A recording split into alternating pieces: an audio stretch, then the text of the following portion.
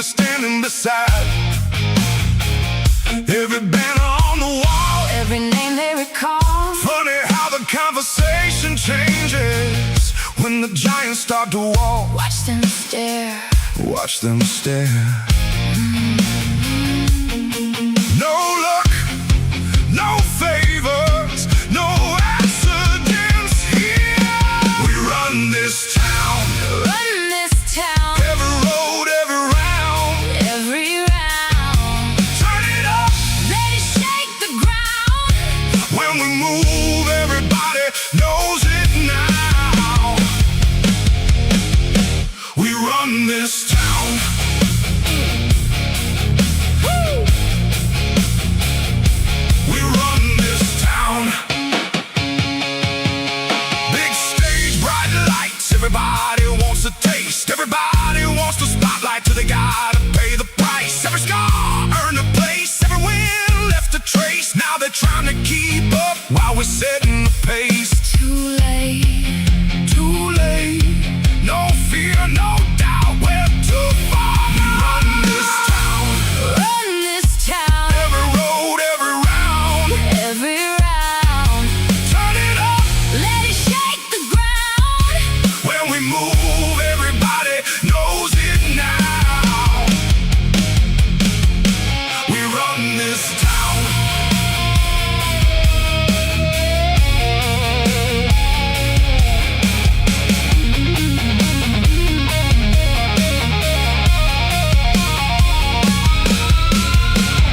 You can take your shot, You can try your luck. try your luck. Bring everything you've It got. still won't be enough. Stand up, show up, speak up, or move. We run this town. Run this town. Hear the crowd getting loud. Getting loud. Turn it up. Let it shake the ground. When we move, everybody knows it now.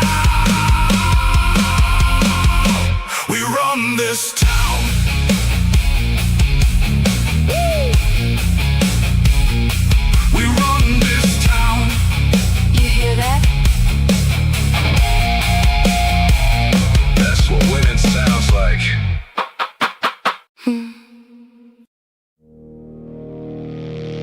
Hear that? They're coming. Let them.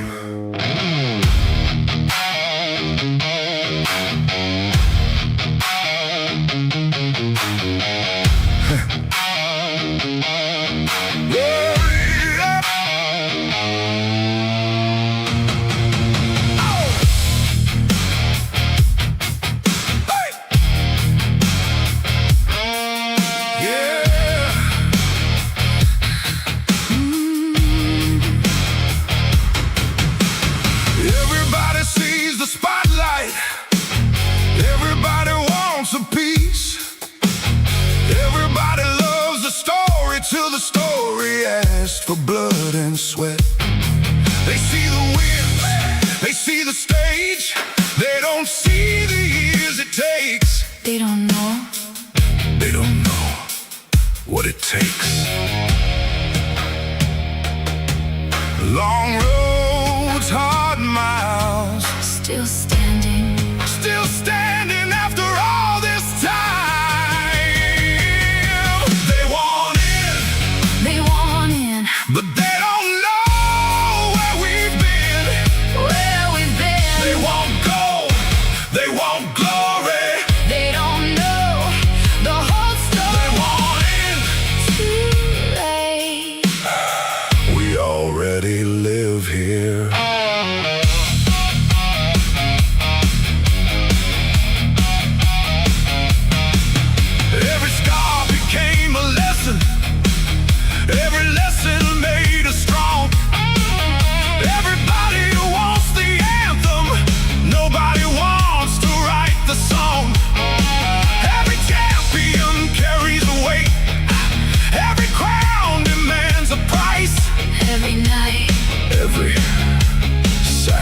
sacrifice.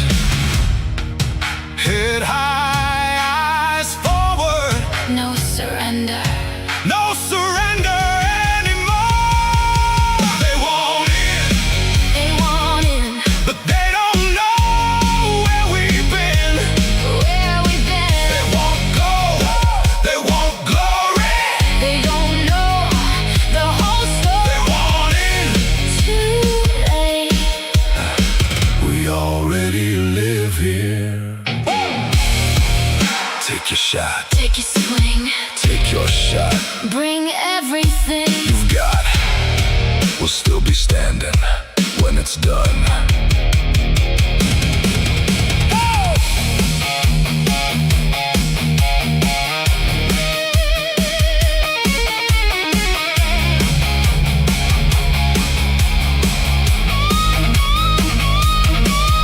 No shortcuts, No shortcuts. no excuses, No excuses. no mercy, No mercy. no regret. They want in, They want it. but they don't know where we've been. Where we've been. They want gold, they want glory. They don't know the whole They story. want in. Too late. We already live here.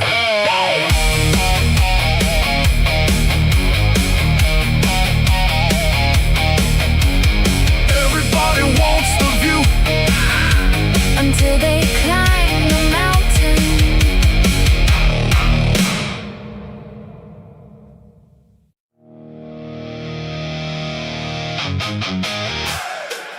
Yeah. You know who showed up.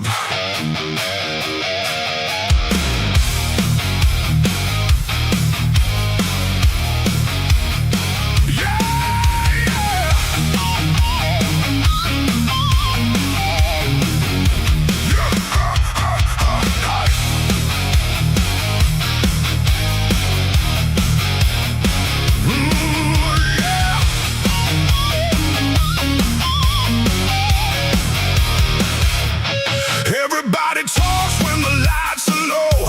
Everybody's got a plan till it's time to go. Everybody wants a shot at the headline name till they get too close to the flame. We don't show up looking for permission. We don't wait around for somebody's decision. Came too far, got too much at stake. And kings don't ask, kings take. You can feel it in the room. Something's about to break. We're bad for business, bad for the competition. Every time we show up, everybody pays attention. Bad for business, bad for your predictions. You can bet against us, but that's your bad decision.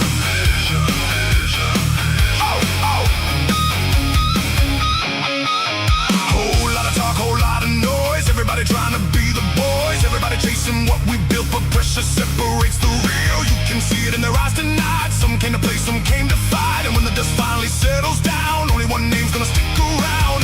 Hear the crowd getting loud.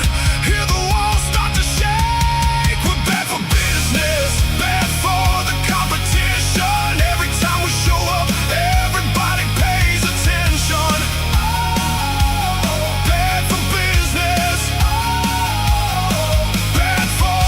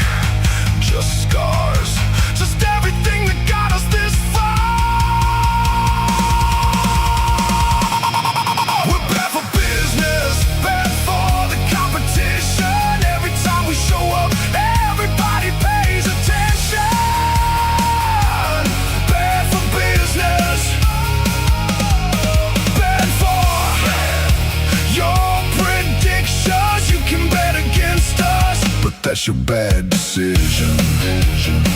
Up, up, up, up. Everybody's got a plan. Until we walk in.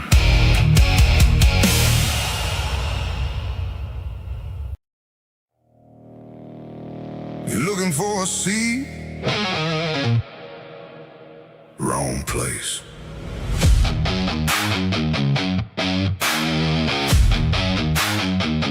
Yeah.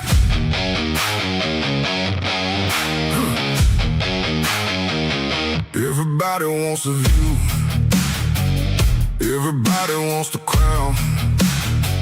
Funny how they show up now when we're the ones holding it down. They see the banner, see the lights, think they're ready for the fight, but they don't know the price. Long roads, cold nights, build this one brick at a time. No vacancy, the throne is occupied. No vacancy, you came too late this time. No vacancy, read the warning sign. No vacancy, this kingdom's mine.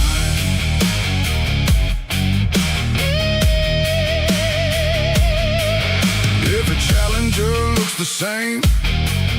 Big talk and a borrowed name.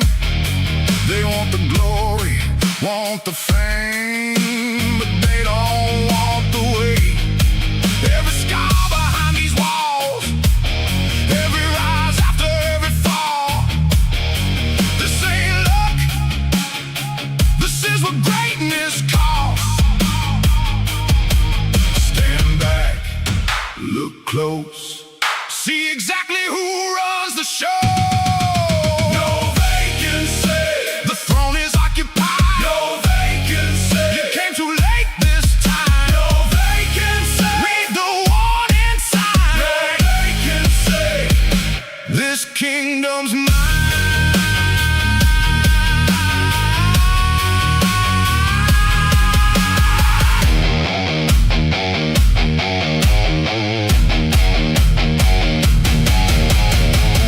If you want it, take your shot. If you're ready, give all you got. But understand, before you try, the crown survive, the weak don't. No handouts, no shortcuts, no mercy, no love.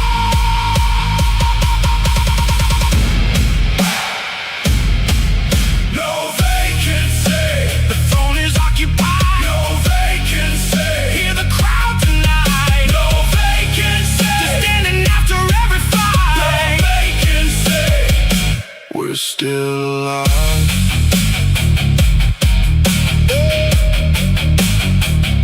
Everybody wants the crown until they learn what it weighs.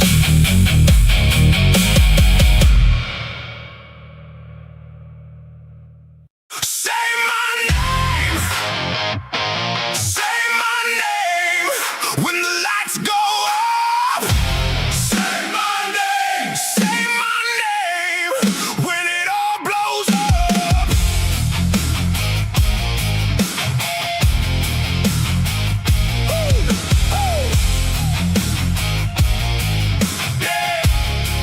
Yeah. Everybody wants the headline. Everybody wants the fame. Everybody talks a big game till they gotta prove the name. Walking, hope room changes. Whole crowd starts looking our way. They don't gotta like it, they already know who we are. Look alive, we're about to take over. Say my name, say my name, say my name when the lights go on. Say my name.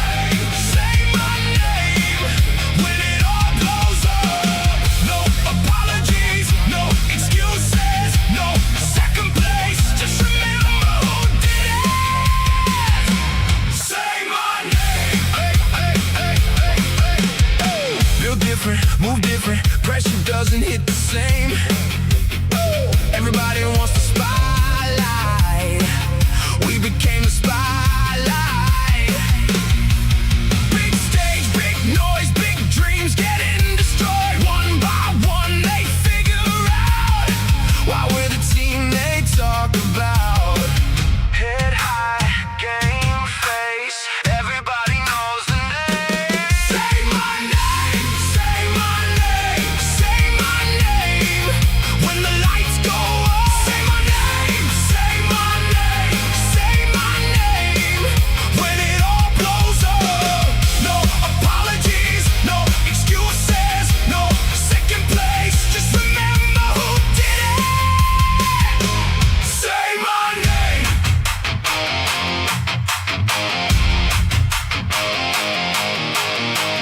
No luck, no breaks, no miracles were made. Just work, just scars, just everything that got us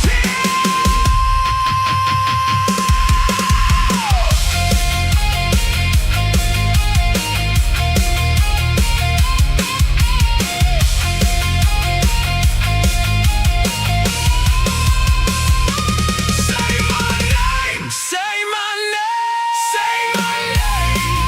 When the lights go up, say my name, say my name, say my name.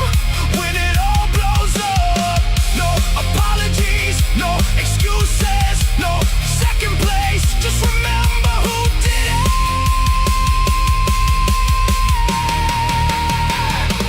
Say my name.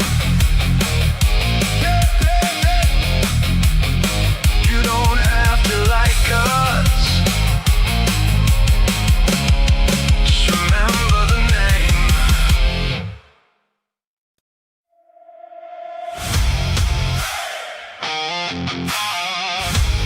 Fear. Yeah. Fear. Hey. Hey. That's the difference. That's the reason. When we walk in, everybody changes.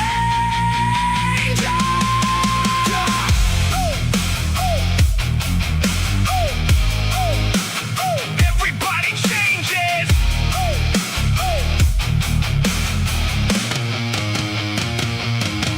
They know the name, they know the face, they know exactly what happens when we enter the place.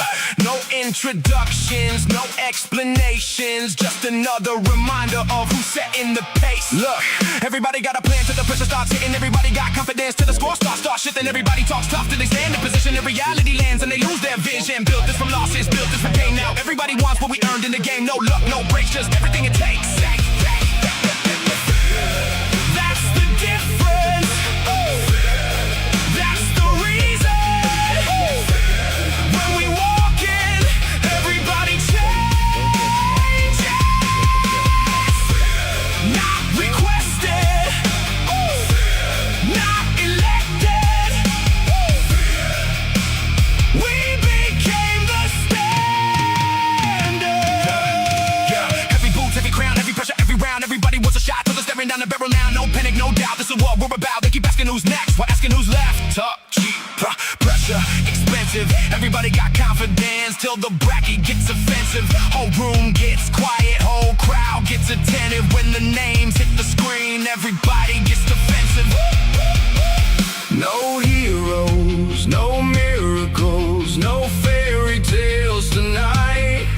Just work, just scars and a scoreboard full of fights. Woo!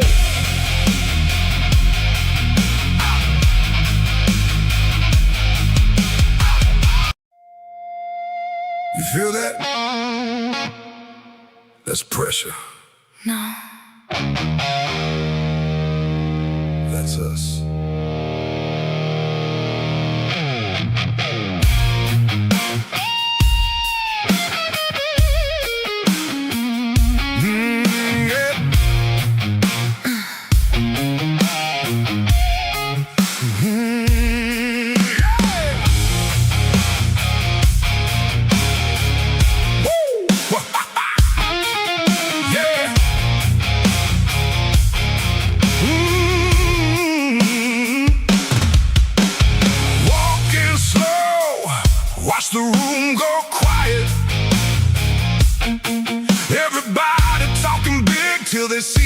they're standing beside. Every banner on the wall, every name they recall. funny how the conversation changes when the giants start to walk. Watch them stare. Watch them stare. No luck, no favors, no accidents here. We run this town. Run this town. Every road, every round. Every round. Turn it up.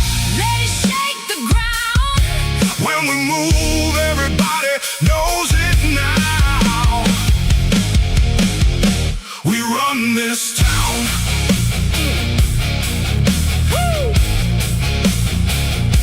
We run this town. Big stage, bright lights. Everybody wants a taste. Everybody wants the spotlight till they gotta pay the price. Every scar earned a place. Every win left a trace. Now they're trying to keep up while we're setting the pace. Too late. Too late. No fear, no doubt. We're too far. We run this town. Run this town. Every road, every round. Every round. Turn it up. Let it shake the ground. When we move, everybody knows it now. We run this town.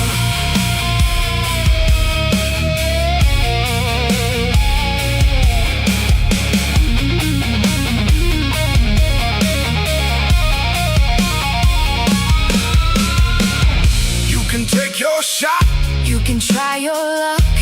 try your luck. Bring everything you've got. It still won't be enough.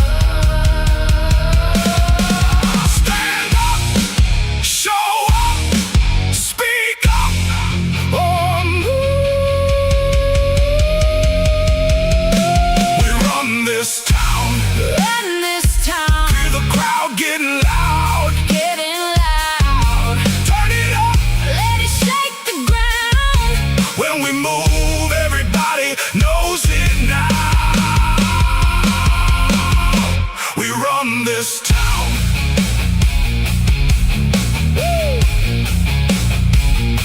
We run this town. You hear that? That's what winning sounds like.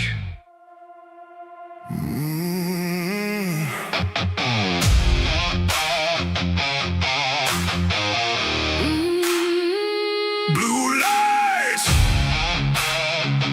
Black sky. AFL.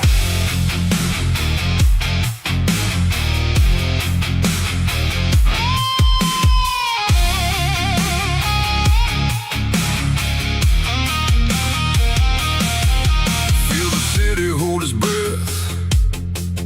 Everybody placing bets. 32 names in the dark. 32 flames waiting for a spark. Heavy boots on concrete floors. Every champion wants more. No words, no need to explain.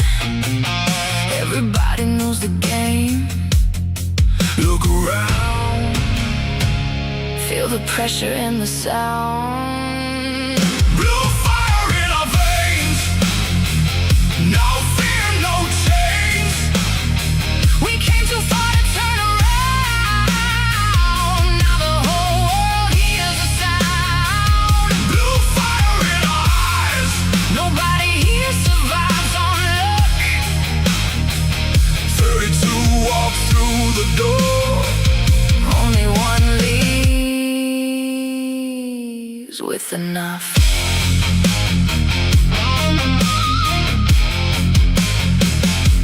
Late nights built this legacy. Every scar became a memory. Every loss became a lesson. Every win became a weapon. See the banners in the blue. Every dream coming into view. One more step, one more climb. Everybody wants this night. Hands high. Watch the legends come alive. Blue fire in our veins. No fear, no chains. We came too far to turn around. Now the whole world hears the sound. Blue fire in our eyes. Nobody here survives on luck.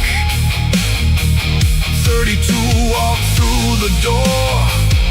Only one leaves with enough.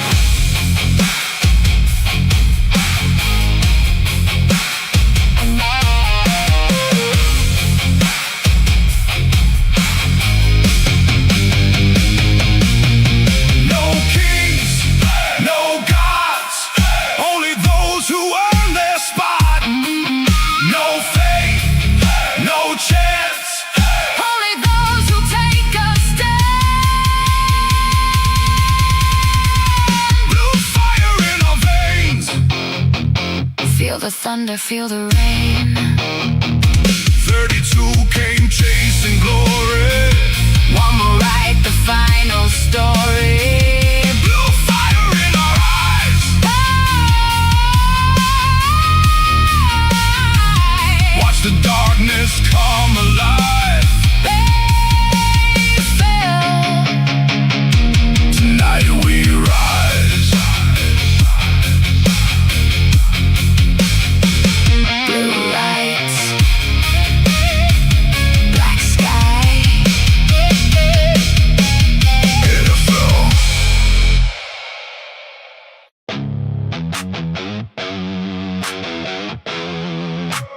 Pressure looks good on us.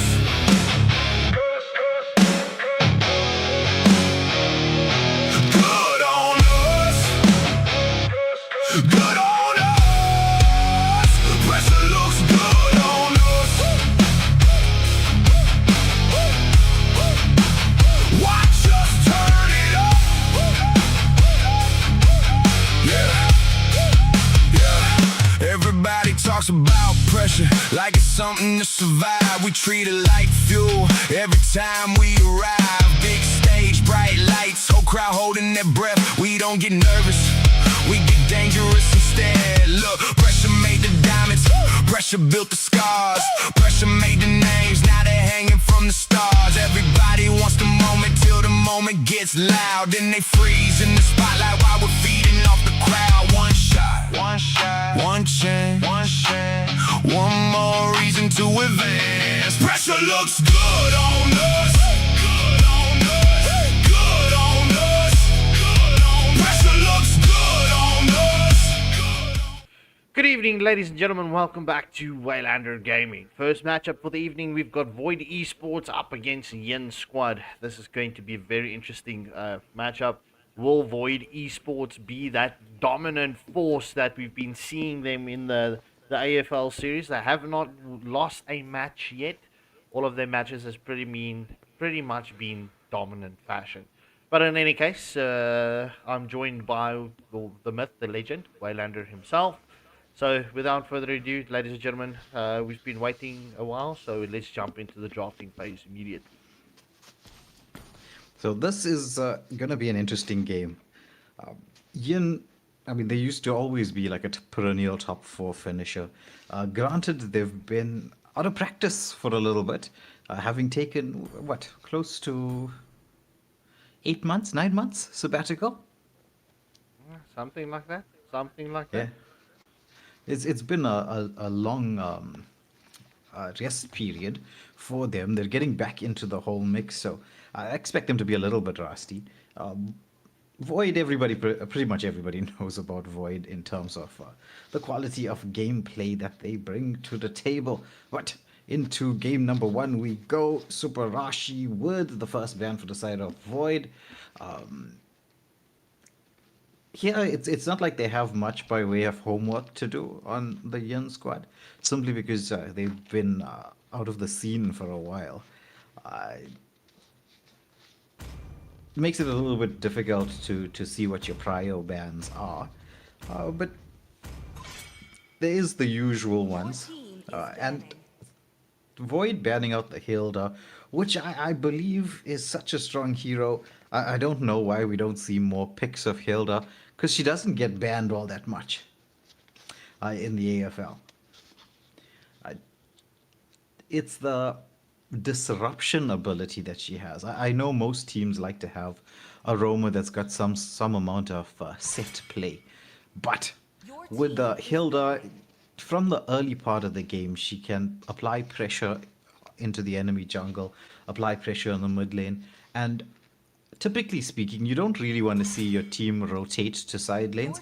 This is one of the few heroes that, rotating to side lanes actually proves to be effective. Because of that mobility, she can make it across the map, apply a bit of pressure, then come back. That's her whole purpose. But with that being said, the ban's coming through a little bit quickly. It's the Phovius ban, Paquito, the typical Paquito ban coming through. Freya is an interesting one since she has dropped off from the meta a little bit. But I suppose you don't want to give Void too many early game heroes because they love to snowball in their playstyle, which is very, very aggressive. Final ban for the side of Void, it's going to be Velo with the ban. Okay, we still got the Marcel open, which we don't expect them to ban out. You might as well leave it open, allow Yin to be the team that goes in with that Marcel ban. So the question is, what do you lock onto? Maybe one of the MMs might be a potential choice, especially if you know that you're going to be locking your marksman within the first phase, which personally I do recommend picking up marksmans within the first three. Maybe not the first pick, but at least within the first three, since there is a limited amount of meta marksmans at this moment in time. So having the ability to pick one up nice and early, and then you know that it makes the next part of your banning phase a little bit more straightforward, because you're just going to want to ban out marksmans if your opposition doesn't respond with a marksman pick themselves. So the phases of banning, it's nice to have that, like that understanding of, okay, there is actually two phases in banning. Because yeah, I mean, you think about rank, right? You could pretty much just say, oh, okay, let me just ban out, like in rank, all 5 heroes comes out at the same time. Just the fact that it's 3, then 3 bans, 3 picks, then 2 bans and 2 picks. It alters how you strategize for this. Massively so. But first pick coming through, right? I mean, we expected the Marcel as the 3rd ban for the side of Yin. If you're wondering why I didn't mention that immediately, well, now you know. Interesting from Void going with the S.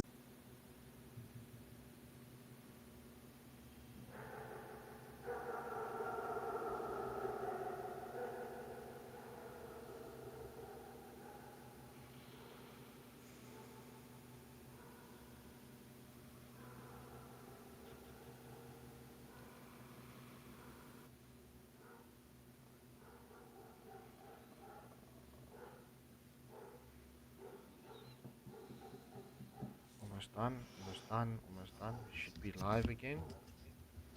Your mic's a bit buggy.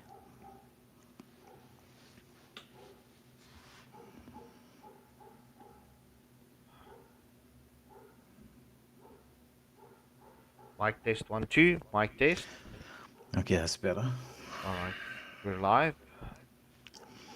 All right, just heading back into the draft, ladies and gentlemen. It was the Zushin being picked up, as well as Leomord from the side of Yin Squad, and Void responding with the Zetian, and interesting with the Belleric pick. That gives them massive amounts of counter engage potential with the Belleric, who has been proved to be somewhat effective, especially around neutral objectives like turtles, like lords. I know personally, whenever I'm up against a Belleric, and if I'm playing in the jungle, if the positioning is a little bit iffy, it really comes down to having your team having the ability to zone out the Belleric to a certain degree, because I mean, he's so tanky. He just wants to come in and at just the right time pop that Wrath of Dryads, and well, Speaking of counter-engage ability, Tempest Sky with the Terizla, just wanting to do two things with this Terizla pick. To be able to sustain up against the pressure that'll be put on by Mimic on that Esmeralda. And at the same time, with the penalty zone, you have that option to counter-initiate the counter-initiation. So Beleric, Wrath of Dryads, Terizla with the penalty zone. Those two skills, it's going to actually come down to timing here as to who casts skills first and who's going to be responding with the counter initiation. That's going to be quite interesting. Now we're into this next phase of banning. Neither team picking up the gold lane pick, though I will say this if you've been watching Void play quite a bit. Void actually don't ever pick marksmans in the first phase. Within the first three, it's always the last or second last pick, interestingly enough. So if you're ever playing up against Void, it's something to actually be aware of in terms of strategy. The carry ban, to be expected, and obviously it's to be expected because it's such a good ban. You don't want to give Yin too much by way of dealing with the frontline. Esmeralda and Beleric carry, as we know, she doesn't care about defenses, she doesn't care about HP, she just melts and melts and melts. So carry a very, very good ban. Now, with the Yin already picking up their jungle, personally I'd be saying continue with the jungle picks. I don't suspect that they are going for a tank jungle. I could be mistaken, but it's unlikely that the side of Void would want to have another tank jungle. They're going to need a little bit of damage, and banning out the Nolan is quite interesting. I would have actually thought that maybe it would be the Guinevere banned out, but unless Void is thinking, okay, that's a bit too much magic damage, because you're going to have 3 heroes that actually all deal magic damage currently. So it would be something more by way of physical damage.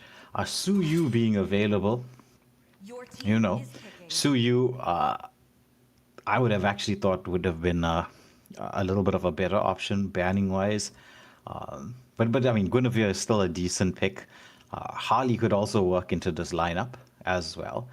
Though Leomord, to be fair, has the ability to, he can sustain the Harley ultimate and do enough damage to force him out of the fight quickly enough. Because the moment you ulti, you just need to sort of just sidestep a little bit of the damage and then use your first skill. It'll give you that bit of shield that you need to sustain through the Harley ultimate. So let's see if that Harley pick comes through. But then once again, that's going to be that extra bit of magic damage on the side of Void. And in any draft, you don't really want to go too magic heavy. There's the Suyu we were talking about being flashed on screen. Lindo possibly wanting to pick up Fanny. Fanny wouldn't do too bad into this lineup at all, actually. So between Suyu and Fanny, that's going to be a strong one. Subarashi, is he going for the Granger pick? Look, Granger's fallen off quite a bit from the meta. Yeah, Claude would be a much better option to go for, simply because Claude counters Zushin. Your team is picking. But Subarashi looks like he doesn't want to deal with the Leslie in lane. So he goes for the Melissa pick to actually deal with the Leslie in lane, just to have a bit of a better laning phase. And to a certain degree can deal with Terizla and Leomord, because they need to kind of get close, and the go away is going to give a certain degree of protection. Melissa also, I mean, her damage output's kind of crazy. What? Just to deal with the Fanny pick, it's Mahaba who locks onto the Grok. Now, the question is, are we going to be seeing that aggressive Fanny plays? I know in the pro scene we don't normally see that. We actually just see players going with a very safe Fanny rotation, and then once they've gotten their form, then they apply pressure onto mid lane constantly. If there's overextensions, the side lanes afterwards. So, Fanny plays provide a certain degree of, like a certain level of, like it just gets a bit interesting. I mean, which is why she is I think the most Googled Mobile Legends hero of all time is Fanny. But with that being said, we're heading into the actual game itself. It's Void eSports up against the Yin Squad, and, well, game number 1. Let's see what happens. Yeah, indeed. So, very strong drops coming in from both sides. Look, for me personally, I'm going to say Void has got the stronger draft. Yeah, look, it's going to be a difficult match for for Yin Squad. Sorry, I was just keeping an eye on the Zetian. Yeah, I was also looking at that as well. Just a little bit of a delay in terms of loading into the lobby, but everything is ready and set. So Fanny going for the blue, and Belleric actually scouting out the red side of Yin's jungle. This is setting up for like this possible jungle invade. However, Mahaba on the Grok, making sure that he reset the wave equilibrium in order to prevent this potential invade. And look at this, onto Circuit. They get the lift off onto him, but a bit of a poke damage in response onto Killzone. However, that reset of the wave equilibrium just made sure that the potential for jungle invades did not happen. And both teams are just trying to deal with control of the mid lane. Which is, I mean, the prio right now. Lindo wanting to, I mean, he's going for the litho. Is he going to go in for a full contest? Velo would have spotted out the fact that Leomord hasn't secured his blue buff just yet. And Lindo, with the quick buff to buff rotation, has set himself up for a possible invade. He's already level 3. I think he's just waiting. There's the cabling coming through. As he dives in straight, he's going to get the opportunity to wall spam. He commits the retry, but Ryujin secures his buff, is level 4. Now, engagement in the bot lane as it's KP with the pick-off. Now he just has to avoid the taunt coming through. What now, Velo? He times that taunt very nicely with Killzone with the protection. Phantom Steed coming out. Velo flickers to safety very, very quickly. He's like, oh no, I'm not going to be dealing with this. But there's Grok with a knock-up underneath the turret. But Subarashi throws out the Tweedledore, gets the pick-off, and there's a follow-up. Quick rotations from Mimic. Mimic actually saving Void's blushes here in the early part of the game. Yeah, 100%. I mean, that was a 3-for-0 exchange going in favor of Void eSports. First turtle of this match is up, and oh boy, we're in for a treat right now.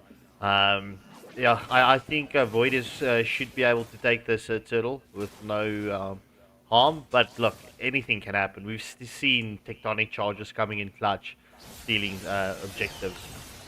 Yeah, Terizla with a bit of a turnaround, but he's being poked down way too low. Mimic wants more with the pickoff as he's already on a killing spree. Now, Lindo into the backline, gets the cutthroat off, but he's going to be caught out. The Wrath of Dryads used to try to save the team, but Ryujin on the Leomord, oh, he's going to get poked back by the Zetian, and it's going to be a mega kill. Mahaba on Grok wants to try to seal everybody into like a wall coffin, but the turnaround in their Circuit's positioning in this engagement, very on point. Yeah, 100%. And look, we also need to give credit to the Esmeralda, right? I mean, Esmeralda, we've seen other teams playing with her as well in the AFL, especially in the group stages. Esmeralda is just a lot to deal with right now. Yeah, agreed. That tankiness, the ability to, just constantly be in the course of team fights. Avoid taking this turtle more or less uncontested. The Tweedledore, nice rotation coming in here from Subarashi with the dive into the backline from Lindo, but he's going to get caught out with a penalty zone. However, Mimic, he's there. He's just unstoppable on the XP lane. This guy might actually be the best XP laner in our server right now. Yeah, I don't really think there is a close contest to it. Look, that from Kira, the Reina from Saint Dynasty is also good, but there's a lot of quality. I mean, we can also bring up Blaze. Blaze is pretty much dominant force to reckon with as well. But I mean, look, Mimic is the GOAT in XP.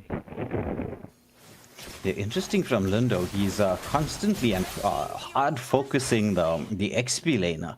It's been 3 rotations already within 4 minutes towards the XP lane. Now KP in a lot of pressure here. However, his team is in position to alleviate that.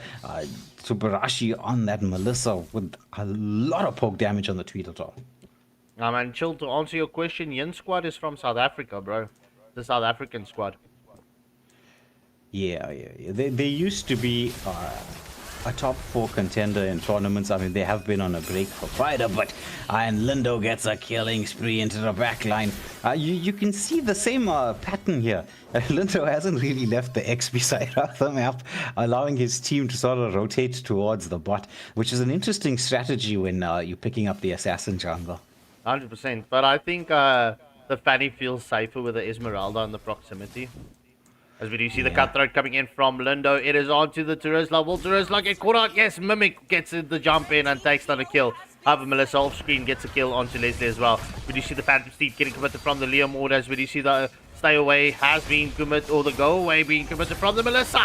And she gets the kill onto Leo. That's a 3-0 exchange going in favor of Void eSports. Yeah, beautiful outplay coming through from Subarashi, picking up the quick double. Now the Tweedledore damage comes through, tectonic charge into the mix, but Esmeralda walks it off. The Wrath of Dryads catches onto Mahaba, and it's a mega kill for the Melissa. Things are looking dangerous for the side of Yin Squad right now. Void are just stomping through. What is this? 7k gold lead, almost?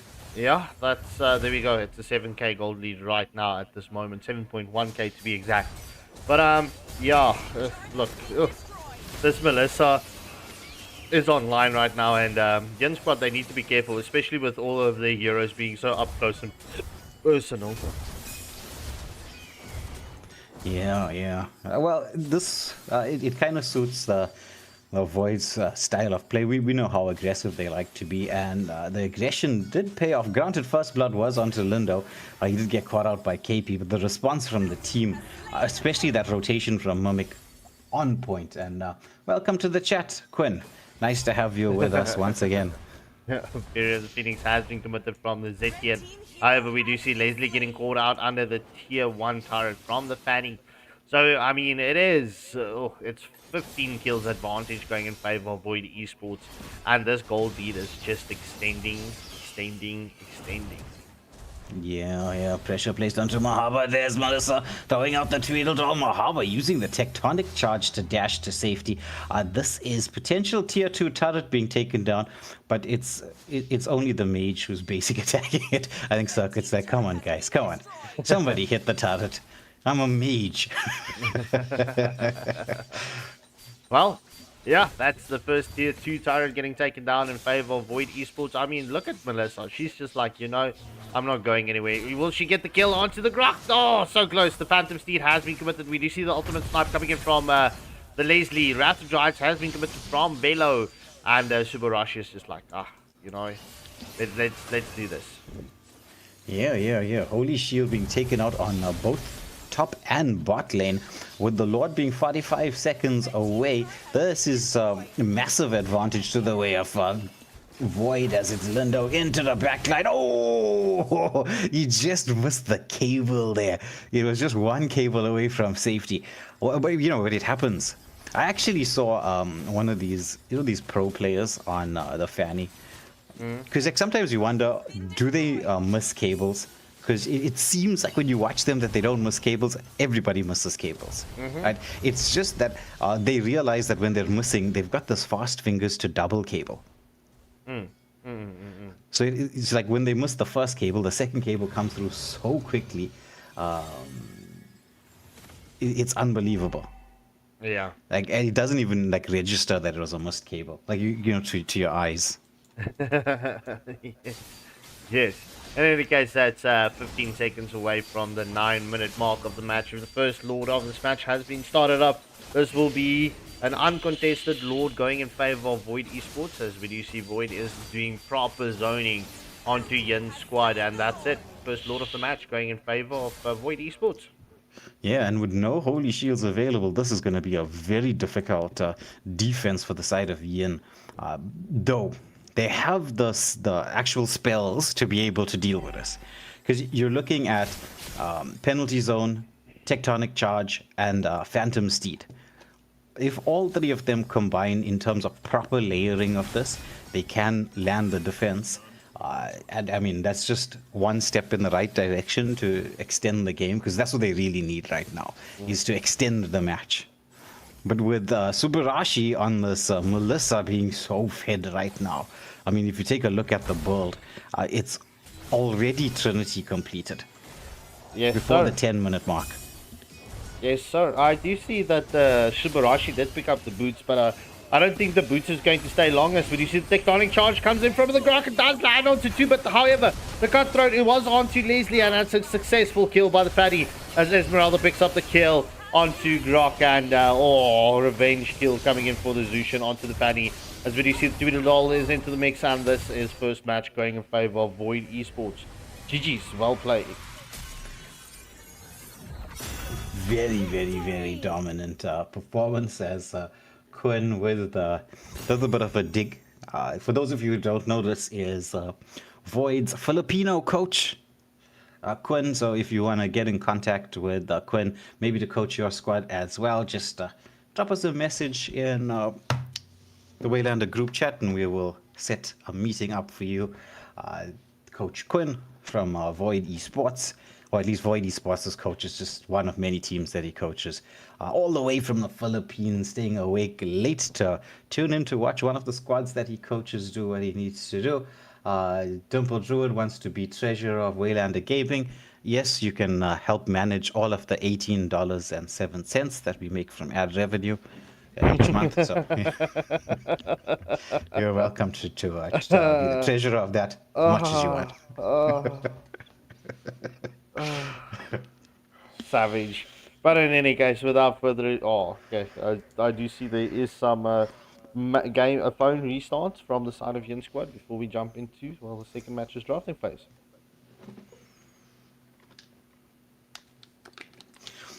Yeah. Well, we've always had to deal with, probably always have to deal with the lag outs. It's just the way it is in our region. Yeah, unfortunately though. But such is life. Yeah. Well, fiber, even the fiber sometimes bugs out. Oh, bro, you don't even need to remind me about that.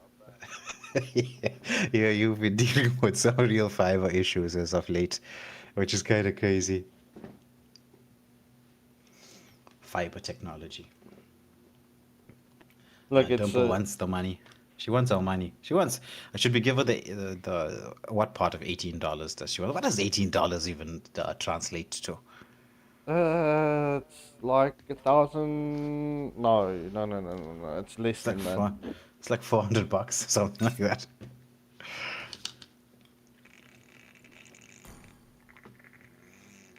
Okay, I see there's a sub out.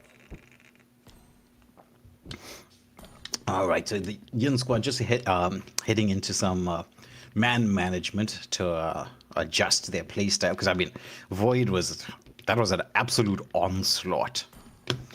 Pressure applied from literally minute one. I actually thought they were going to go for a bit of an earlier invade, but this just goes to show the power of a Grok with wave equilibrium. Wave equilibrium is such an important skill to have, or wave management, shall we say. It is a core mechanic, but it's one that is developed with time. So you want to take all of our 400, but I don't know what you're going to do with that. That's like what, 2 Happy Meals right now.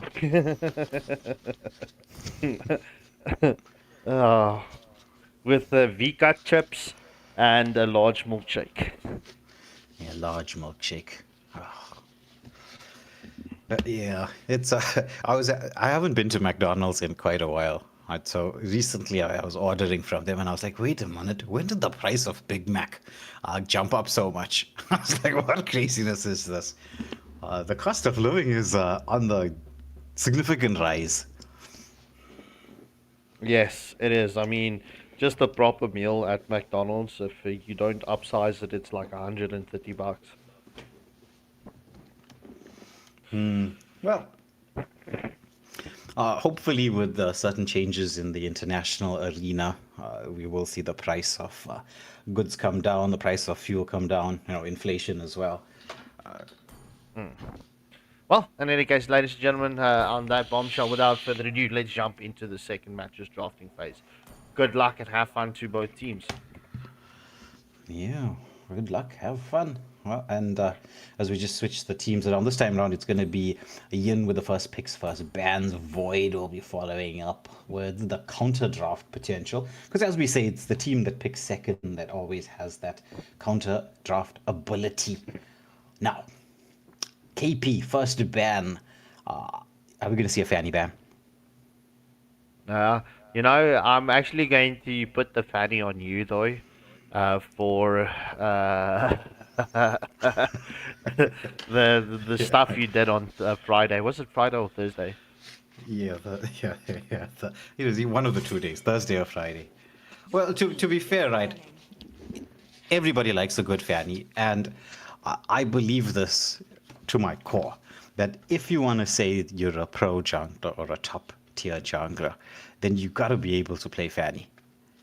It's certain things that you learn in the mechanics and play style of her, that it's got to be core skills for any jungler out there.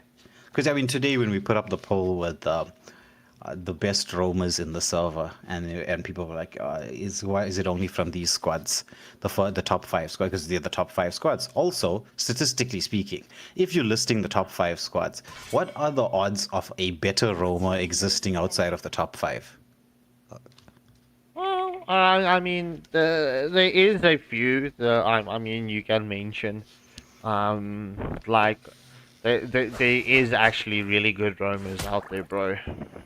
Yeah, but better than the top 5? I'm not saying that there is going to be nobody outside of the top 5 squads that's going to not be able to compete for a spot there. Obviously there is. Right? That just stands to reason. It's fairly logical. But the probability of that happening is really low. Because usually, like, you're looking at the top 5 squads are in that position simply because they have very, very good players. Because when we look at the macro, even between the top 5 teams, there isn't major significant differences in the macro. There is a few, but it's not huge. It's usually just player differences, which can be countered by macro differences. Because if you have a team of even average players, but if they have the better macro and the better discipline, the probability of them winning is always higher. It's the individual skill level only makes a massive difference when you're competing on the actual pro level of things. Because if you're looking at like the pro teams when they verse one another, these players already know the macro like the back of their hand. So it's like there's going to be no massive difference in macro plays between the two teams. Then it comes down to like that individual skills. But when you're on the stage or the journey that the sub-Saharan region is on, then a lot of what you're going to need to do first is learn the macro, which is where coaches like Coach Quinn and Coach Benz and a few others that we have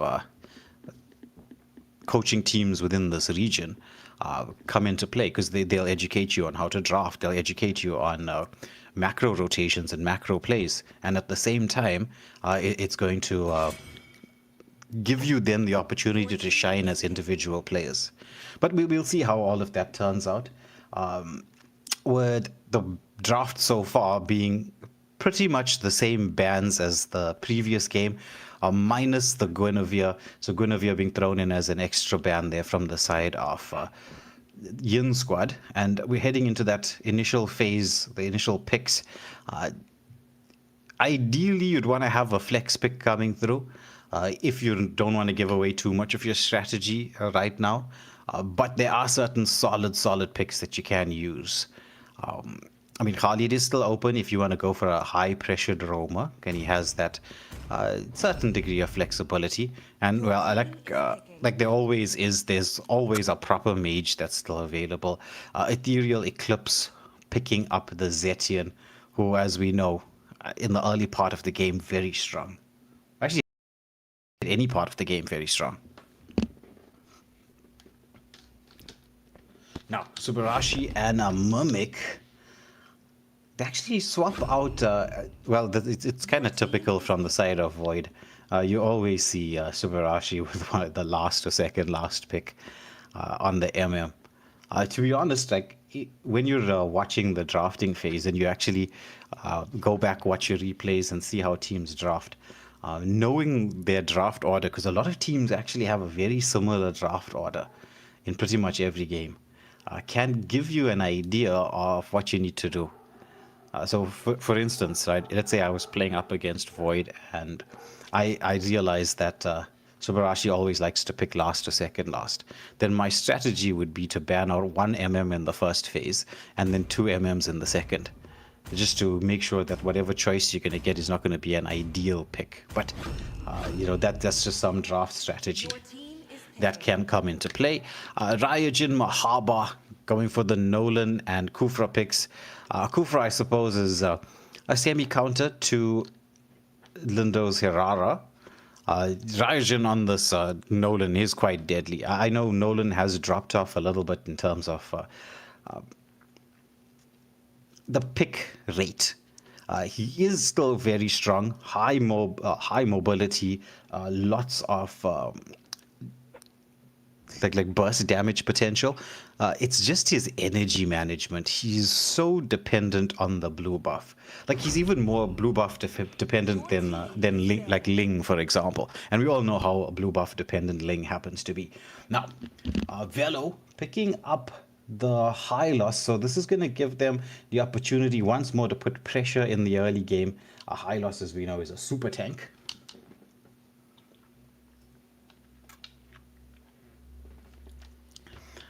And with that glorious pathway, he creates the opportunities to make a front line a back line, or a back line a front line, depending on whether it's being used defensively or offensively. Circuit locking onto the Valentina. So far, he does have the Fury of the Phoenix, and Valentina is not a bad counter to Zetian, because she's going to have actually a shorter cooldown on Fury of the Phoenix than Zetian has. And at the same time, she's got that mobility to dodge a lot of the damage output from Zetian. Because, I mean, Zetian, when you look at that, that skill where she casts it with 3 phases. Like when the first phase hits, you tickle, second phase hits, but if you get hit by all 3 phases of it, it's just like, where did my health go? It gets sort of deleted. Your team is banning. Now, neither team's picking up MMs, and both teams deciding to ban out MMs. It's the Harith is still available. That might not be a bad ban for the side of Yin, if they're going to be going in for the next ban. Your team is Void don't want to get rid of too many of the MMs, so they get rid of the Alice, because, Alice into the lineup they have can cause a bit of problems. Let's see if we get that Harith ban. It's either Harith or Moskov, but personally I think it would be the Harith ban. Or should be the Harith ban.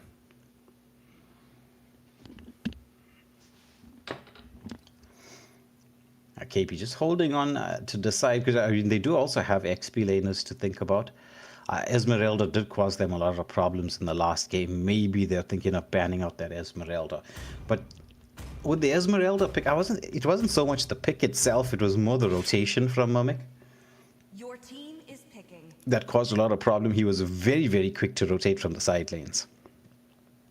Just did not hold back with his rotation. I mean, if you think about it, he was all the way across the map before the 2-minute mark, which is kind of crazy if you think about your XP laner's ability to rotate like that. I wasn't even expecting him to show up there, and suddenly he was there. So it's the rotations from Mimic. You're going to need something to deal with Mimic on that XP lane and his rotations. So now it depends a lot on what the pick is going to be. In terms of what Void normally does, it's going to be an XP lane pick coming through. They might lock onto a marksman, but normally they try and save the MM pick for last. And well, what do you know? It is an XP lane pick. There's a lot of, in terms of what teams do, play style versus drafting, where there's these patterns of play and recognition as to what to do. And we were talking about how you're going to try to deal with Mimic, and he picks up in my opinion, like I actually believe Lapo could be the best XP laner. He does everything that you'd want an XP laner to do and does it well. Difficult to zone him. Once we get to level 4, the power spike timing is kind of crazy. The question is, what are you going to be using to deal with Lapo on the XP lane?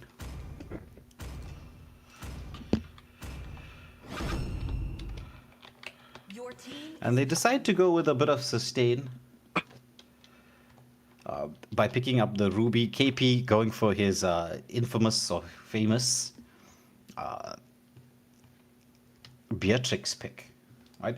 So with the Lapo, I mean, he's so there's not really anything that hard counters the Lapo. Maybe Esmeralda, because I mean she can tank through his full combo and kind of loves shields, because he does get a shield, you know, through that the phases of his ultimate, right? So Esmeralda is a pretty decent counter. Cho sometimes gets used as a counter to the Lapo, but I mean that's a very high skilled matchup. And I mean maybe Guinevere as well. I don't know, but Guinevere, I don't think you really want to be picking up a Gwen in the XP lane. She works so much better in jungle specifically, potentially roam as well, when you want to use her for some counters. But I mean with the Ruby, if Ruby can sustain through all of this, but Ruby's going to have to build pure defense. I know everyone likes to go with the War Axe combination play with the Ruby, because it gives her that extra little bit of sustain. But up against the Lapo, you might want to be picking up Dreadnought or even completing the Anti-Cuirass first, you know, in order to deal with him. Because if Ruby can keep Lapo in lane and prevent the side lane rotations, which if you're looking at Void, this is where their execution was on point. I loved what they did in the first game. The side laners rotating really quickly towards the mid lane. It was fantastic. But with that being said, the drafts are done. The matchup is set. Yin in a difficult position up against one of, if not the strongest squad in the server in Void eSports. Already Void with the first victory and a point on the board. How are Yin gonna respond to this? Let's head into the match to find out. Yeah, I mean, ironically, Void, since they've been founded this year, they've been, they've been pulling their way up onto the ranking boards. And I'm just looking now on the all-time ranking. They're currently ranked 5th, and just for this year, they are currently 4th, with no loss against their name in the Waylander Gaming tournament. Oh, look at this from Subarashi already with the aggressive engagement. Goes in with the Lycan Pounce level 1, but KP turns around with the rockets. Oh, but this is going to be first blood. It's so close. Oh, actually, it's first blood in the other direction. It was so close then the bot lane as well. Oh my goodness. So Void already picking up early first blood, and Lindo will be quite happy because getting that little bit of potential to snowball here. Hirara really needs that. Yes, 100%. I mean, Hirara is a hit or miss hero. If you do not get to snowball, I mean, you're not going to have a fun time. But in any case, I mean, all right. It's past the first minute mark. First blood did go in favor of Void eSports, and they are trying to establish their dominant position into this map. Oh, but the misplay coming through here from Void as they walked through the Valley of Death here in the mid lane. A big bit of damage onto Circuit, who's now going to have to be forced to reach for the level 4. I mean, he initially went with the safer parting to get back to the mid lane, but then afterwards he just kind of made his way back through towards the mid lane. I mean, when it comes to that, or at least this particular timing in the game, you have to be very, very careful. Momik, he's quite low, but he goes in with the bravest fight into the backline. However, Eclipse, he does flicker out from this, but Momik with a re-flicker and the kill on to the mage. So Yin Squad now, they had a very solid positioning when it came to trying to take this objective. But once again, Momik, I know I've been singing his praises, but I mean, this guy is something special. Red team Yeah, first settle of this match going in favor of Void eSports. Just before the 3-minute mark, it's now currently 2-0 and a 1.9k, almost 2k gold lead in favor of Void, as we do see the blue buff invade coming in from Void eSports, as we do see the glorious pathway has been committed from the high loss. Mimic trying to get the play onto the Nolan. I mean, look, Nolan, he also needs a few items to come online. Yeah. And, well, he actually needs the blue buff quite a bit. I mean, you look at his energy as it'll just start to decrease once he uses his skills. And quick fingers from Ryujin, just securing his little bit of farm there. But Lindo, he's not leaving anything behind. Anything that is contestable, he's going for, which, I mean, based on the updates from Moonton, is exactly what you need to do as a jungler. Yeah. Big counter jungle style of play. 100%. You want to get that extra XP, especially off of the small camps. I still see it to this very day in you know, the legend ranks. The junglers, they don't quite understand or are not with the system yet. Yeah. That is true. Some strange pathing. But once again, you know, if you go back, I don't know whether any of you would want to do this on live stream. I suggest doing this after the game. You look at what Momik did there on the XP lane.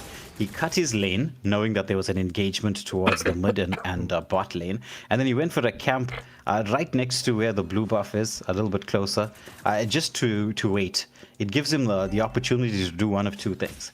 It's either cut the second wave as it's coming through, and then you can rotate all the way across the map with freedom. Or, where we got to see, once the jungler gets into the jungle, you're there to put pressure. I mean, that decision making is so excellent. Yeah, 100%. That's we do see her. Oh, Ruby took the blue buff away. Void did go for that blue buff still. However, Ruby did take it away from the Nolan. In any case, glorious pathway has been but the Fear of the Phoenix into play as well. And see Rara picking up the kill onto Zetian, as we do see Mahaba does play the flicker to get out of harm's way. As we do see the continuation coming in from Lindo. The Lycan form has been committed by Subarashi. Will we see the follow-up? I mean, Kufra is so low. But Lindo jumping onto the Nolan, and Nolan has been taken out for the count. It is currently kill zone in a lot of hot water, and that's a double kill getting picked up by Lindo. That is a 2-for-0 exchange going in favor of Void eSports. Past the 5-minute mark, 5 kills down. Yeah, with Murmic going in with the bravest fighter, just zoning Mahaba away, and this should be an uncontested second turtle. But once again, you see like that, having the extra man advantage, what a huge difference it makes. And a lot of the aggressive plays from the side of Void come down to Murmic's rotations. It's been, I mean, if you're an XP laner, you can use this game almost like a tutorial in terms of what you should be doing on the XP lane. Valid, 100%. I mean, look, there's a lot that can be learned from Mimic for GOAT.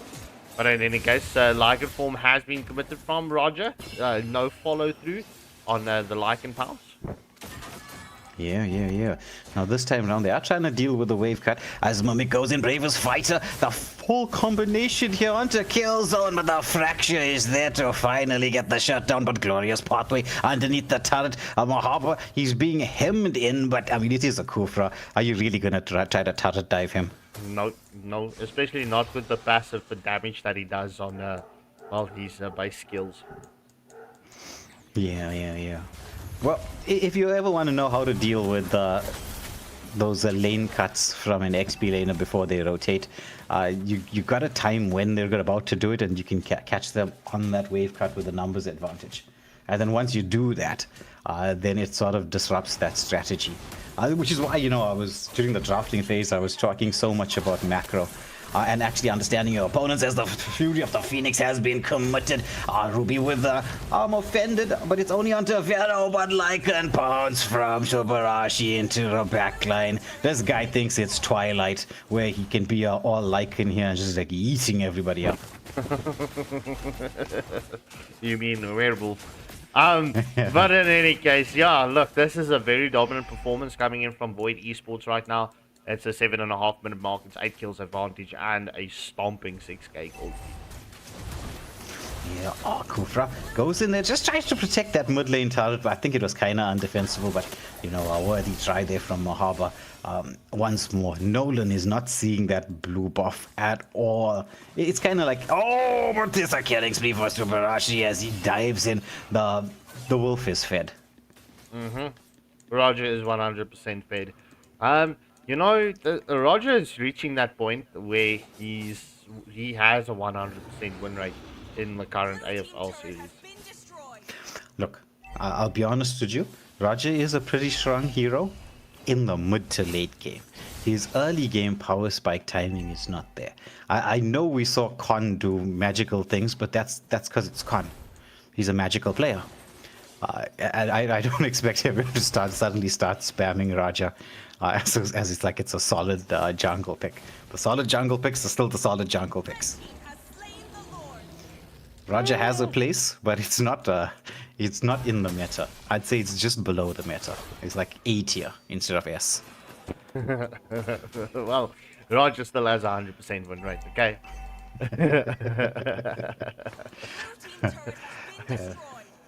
Well, it looks like Dimple is a Twilight fan. Typical. Oh, bro, what do you expect? What do you expect?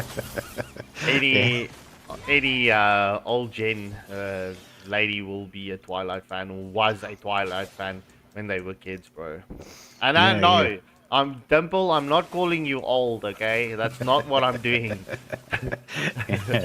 But it sounded very much like that as the Lord is making its way through to the bot lane. Holy Shields this time still up, but oh, look at the play from Subarashi as he made sure the Holy Shield was popped before the Lord comes through. But now Ruby trying to throw out some skills in there. Fracture gets committed as Velo diving in very deep, but look at the massive amounts of control here in the mid lane. Lindo with the Harara just trying to get a pickoff in response, but so far the turret's still standing. Subarashi still has some ideas to make sure that there's going to be at least one tier 3 turret, which would win the objective here. But you've got to be careful of this Ruby.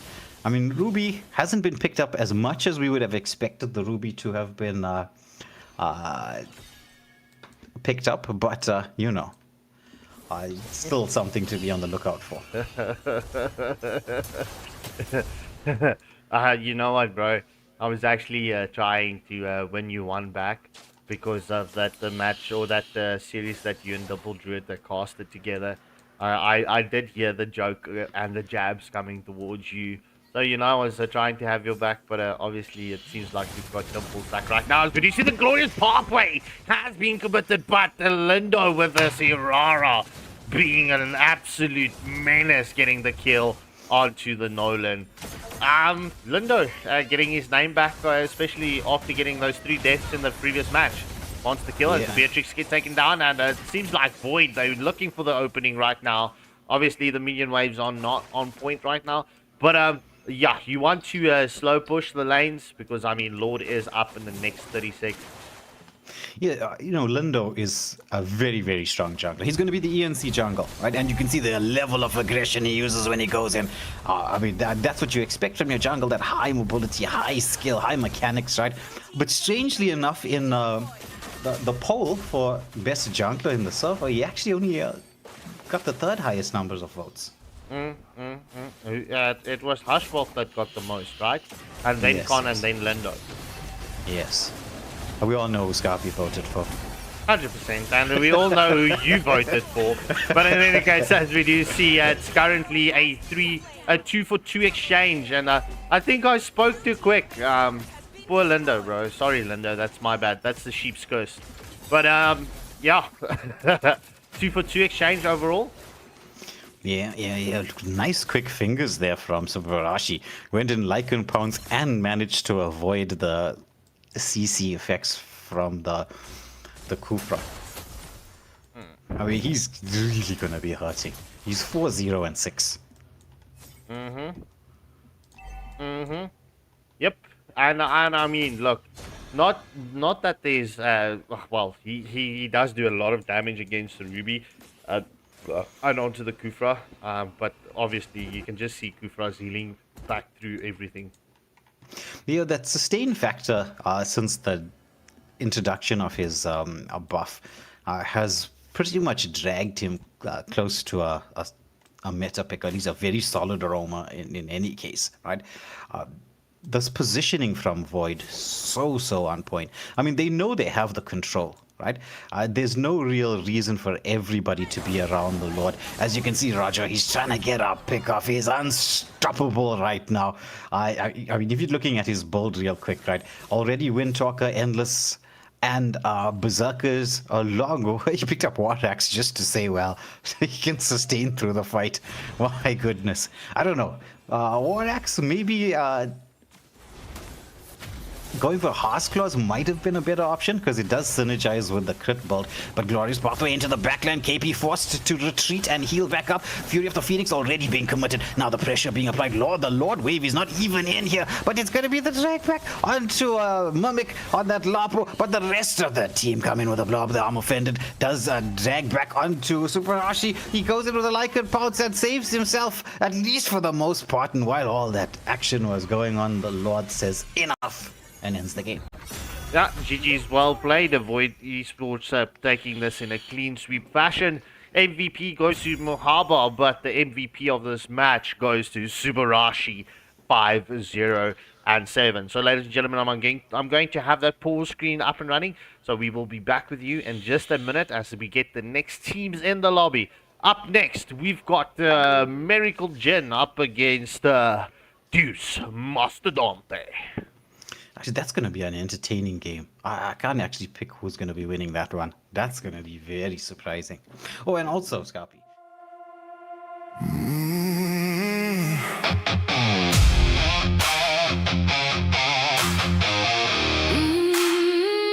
Blue lights, Black sky. AFL.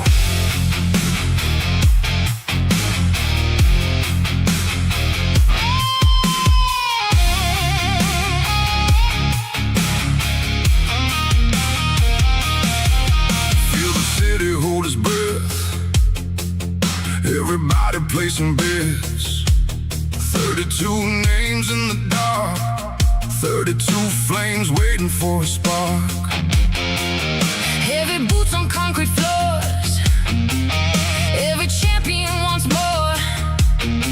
No words, no need to explain. Everybody knows the game. Look around. Feel the pressure in the sound. Blue fire in our veins. No fear, no change. We came too far to turn around. Now the whole world hears the sound. Blue fire in our eyes. Nobody here survives on luck. 32 walk through the door. Only one leaves with enough.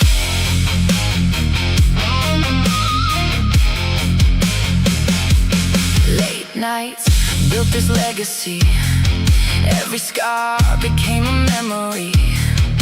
Every loss became a lesson. Every win became a weapon. See the banners in the blue. Every dream coming into view. One more step, one more climb. Everybody wants this night. In time. Watch the legends come alive. Blue fire in our veins. No fear, no chains. We came too far to turn around. Now the whole world hears the sound. Blue fire in our eyes. Nobody here survives on luck. 32 walk through the door. Only one leaves with enough.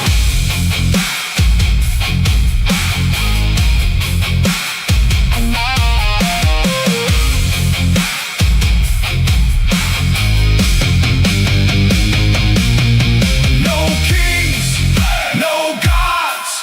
Only those who earn their spot. No faith, no chance.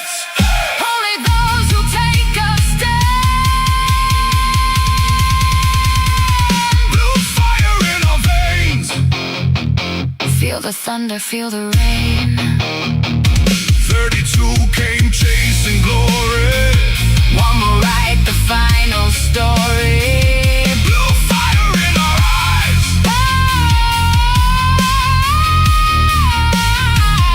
Watch the darkness come alive. Tonight we rise.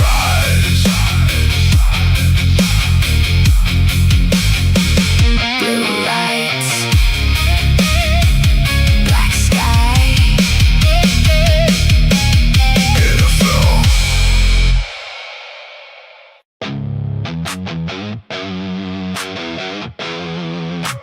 Pressure looks good on us.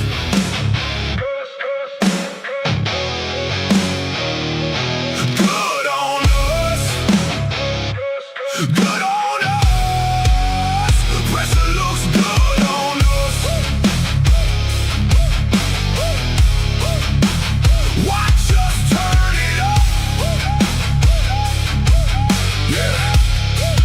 Yeah. Everybody talks about pressure like it's something to survive. We treat it like fuel every time we arrive. Big stage, bright lights, whole crowd holding their breath. We don't get nervous, we get dangerous instead. Look, pressure made the diamonds, pressure built the scars.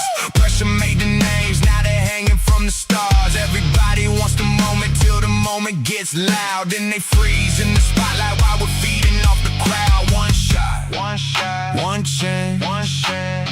One more reason to advance. Pressure looks good on us. Good on us. Good on us.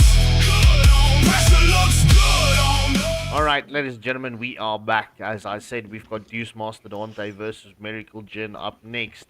Deus Mastodonte with the first pick and first ban. Good luck and have fun. Yeah, and well, while we wait to get into the banning phase, Copy, I know you're getting the API set up, but we've got some exciting news that's going to be coming out tomorrow for our latest project.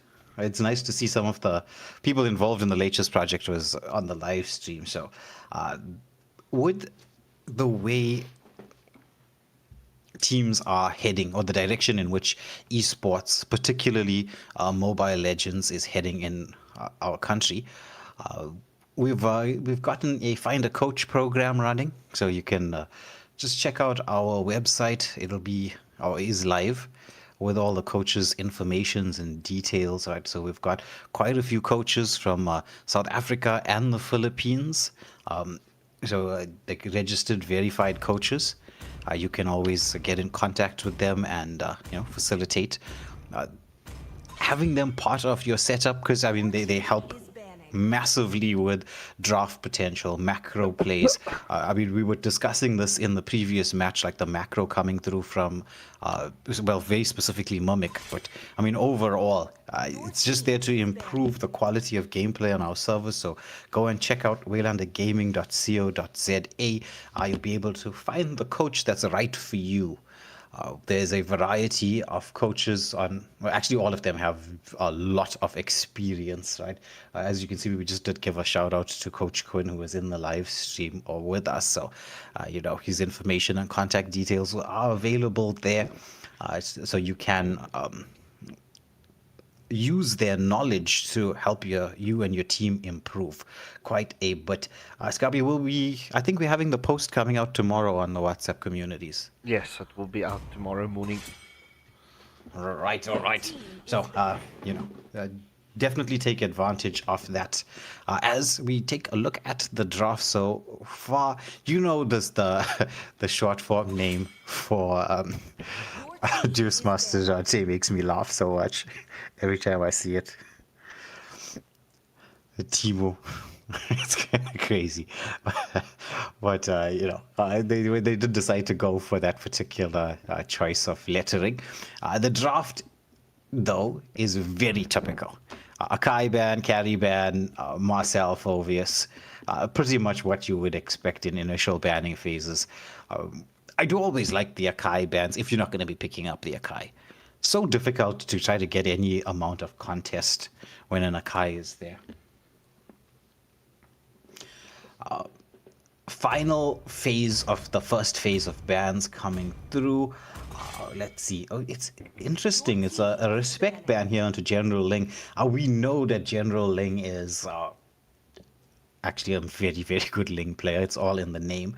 It's always nice to get those respect bans coming out. It's kind of like when you're up against a Fanny main. You just gotta ban the Fanny out.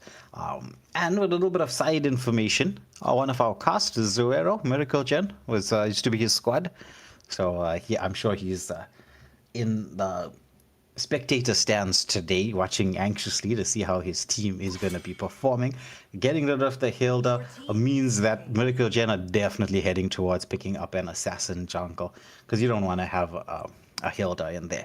Now, as we head through the first phase of picking, let's just give a quick shout out to the sponsors of tonight's stream and tournament, YP's Tech and a gaming store. So you should check out their socials. They're on TikTok. They are, you can check out their website as well.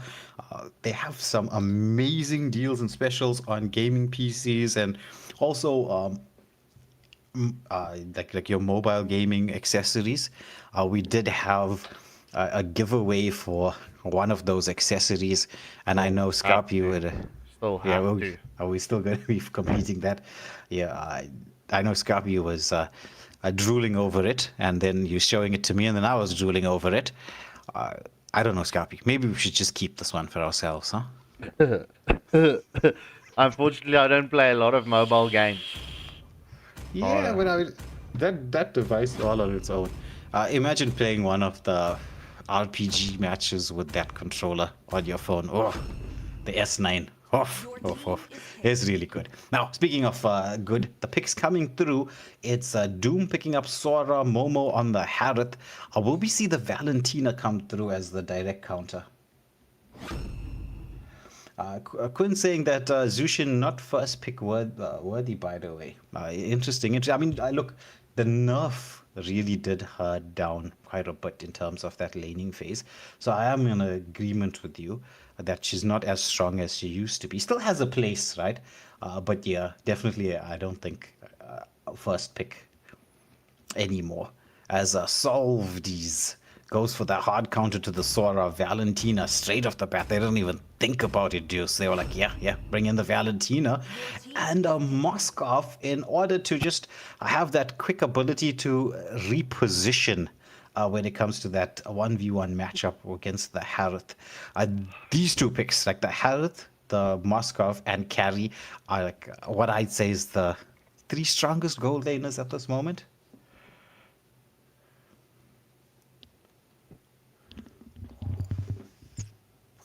Yeah, Phovius would have been a very, very good pick, Quinn. Because, I mean, he's just going to be able to deal with the Harith, the Sora. He's just... It would have been two solid. That would have been two very solid picks. But General Ling just hovering around the Fanny. You can see that he's been playing Fanny in Brawl, Scarpy. Just on the spells. Your team is banning. And a fake hero locking onto the Tig. Okay, look. The set roamers, apart from Atlas, has been a little bit off meta as a choice because of the low mobility. But with the Kai being banned out, I can see the idea that Miracle Gen are going for. As we enter the second phase of banning, Bashia comes out as a potential ban, or at least as a ban. What do we have left to pick up? It's jungle picks on both sides. Maybe General Ling is playing a little bit of mind games by continuously flashing the Fanny, trying to force out one of the bans from Deus to be the Fanny.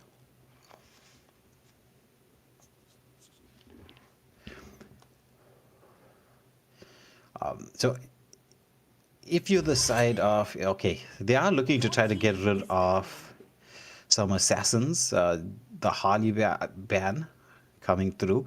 I probably would expect a Suyu ban as well, because I doubt that they're going to go for a double tank. But personally, like I'd say with Miracle Gen, a Fred might work nicely into this composition. So that just means that they need a mage word. Maybe a Zetian would work as well. So if I suspect that the next ban coming through from Deus is either going to be the Zetian, or Suyu.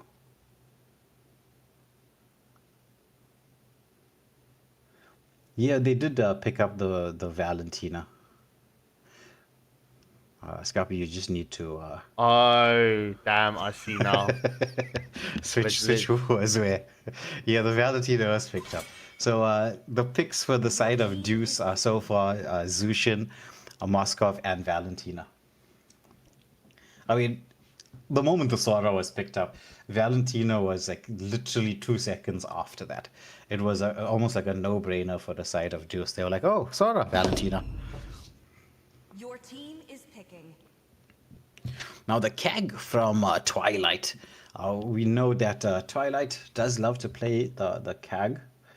How Pretty ironic solid the on the mention Kag. of from the previous match. If only Dumble Dread was here right now. He's like, oh, Twilight. Yeah. Derp on the Kufra pick. I mean, okay, look, Kufra is not bad here, especially to get onto the Harith. But Harith has Purify. This is going to be interesting. And this last pick from the side of Deus, ooh, they decided to go with the Balmon. Balmon's pretty strong right now, at least in solo queue. I'm not sure how he's going to be working into the 5-man scene. His only real problem will be, I'd say, the Sora. Like, if he can tank through the Sora ultimate, he should be fine. And General Ling once more, he's just holding on to that Fanny. He's like in two minds as to what he needs to do. It's some choices here to be made. I mean, Suyu might not be a bad option. He can use that high mobility to escape, but Fanny also wouldn't be too bad of a pick.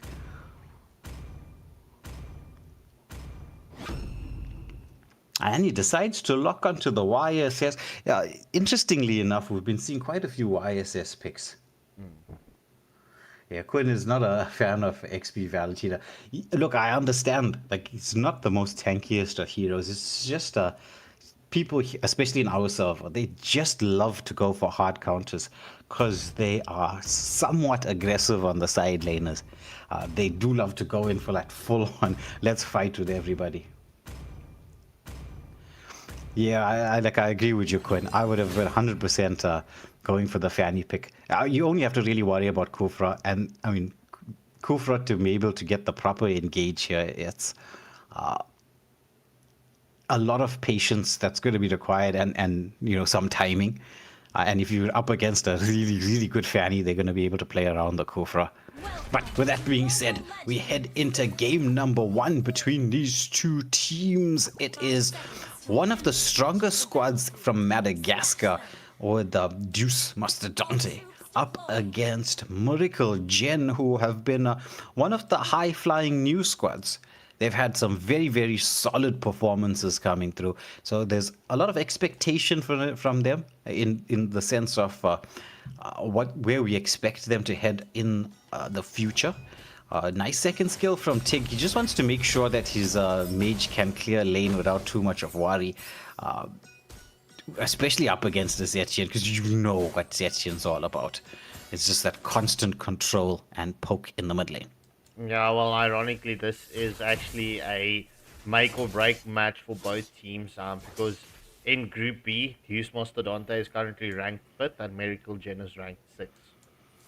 Ooh, so whoever takes the points here, definitely going to be climbing up the ladder.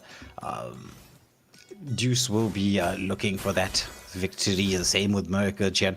Group B is quite tight in terms of the, I think, 4, 5, and 6.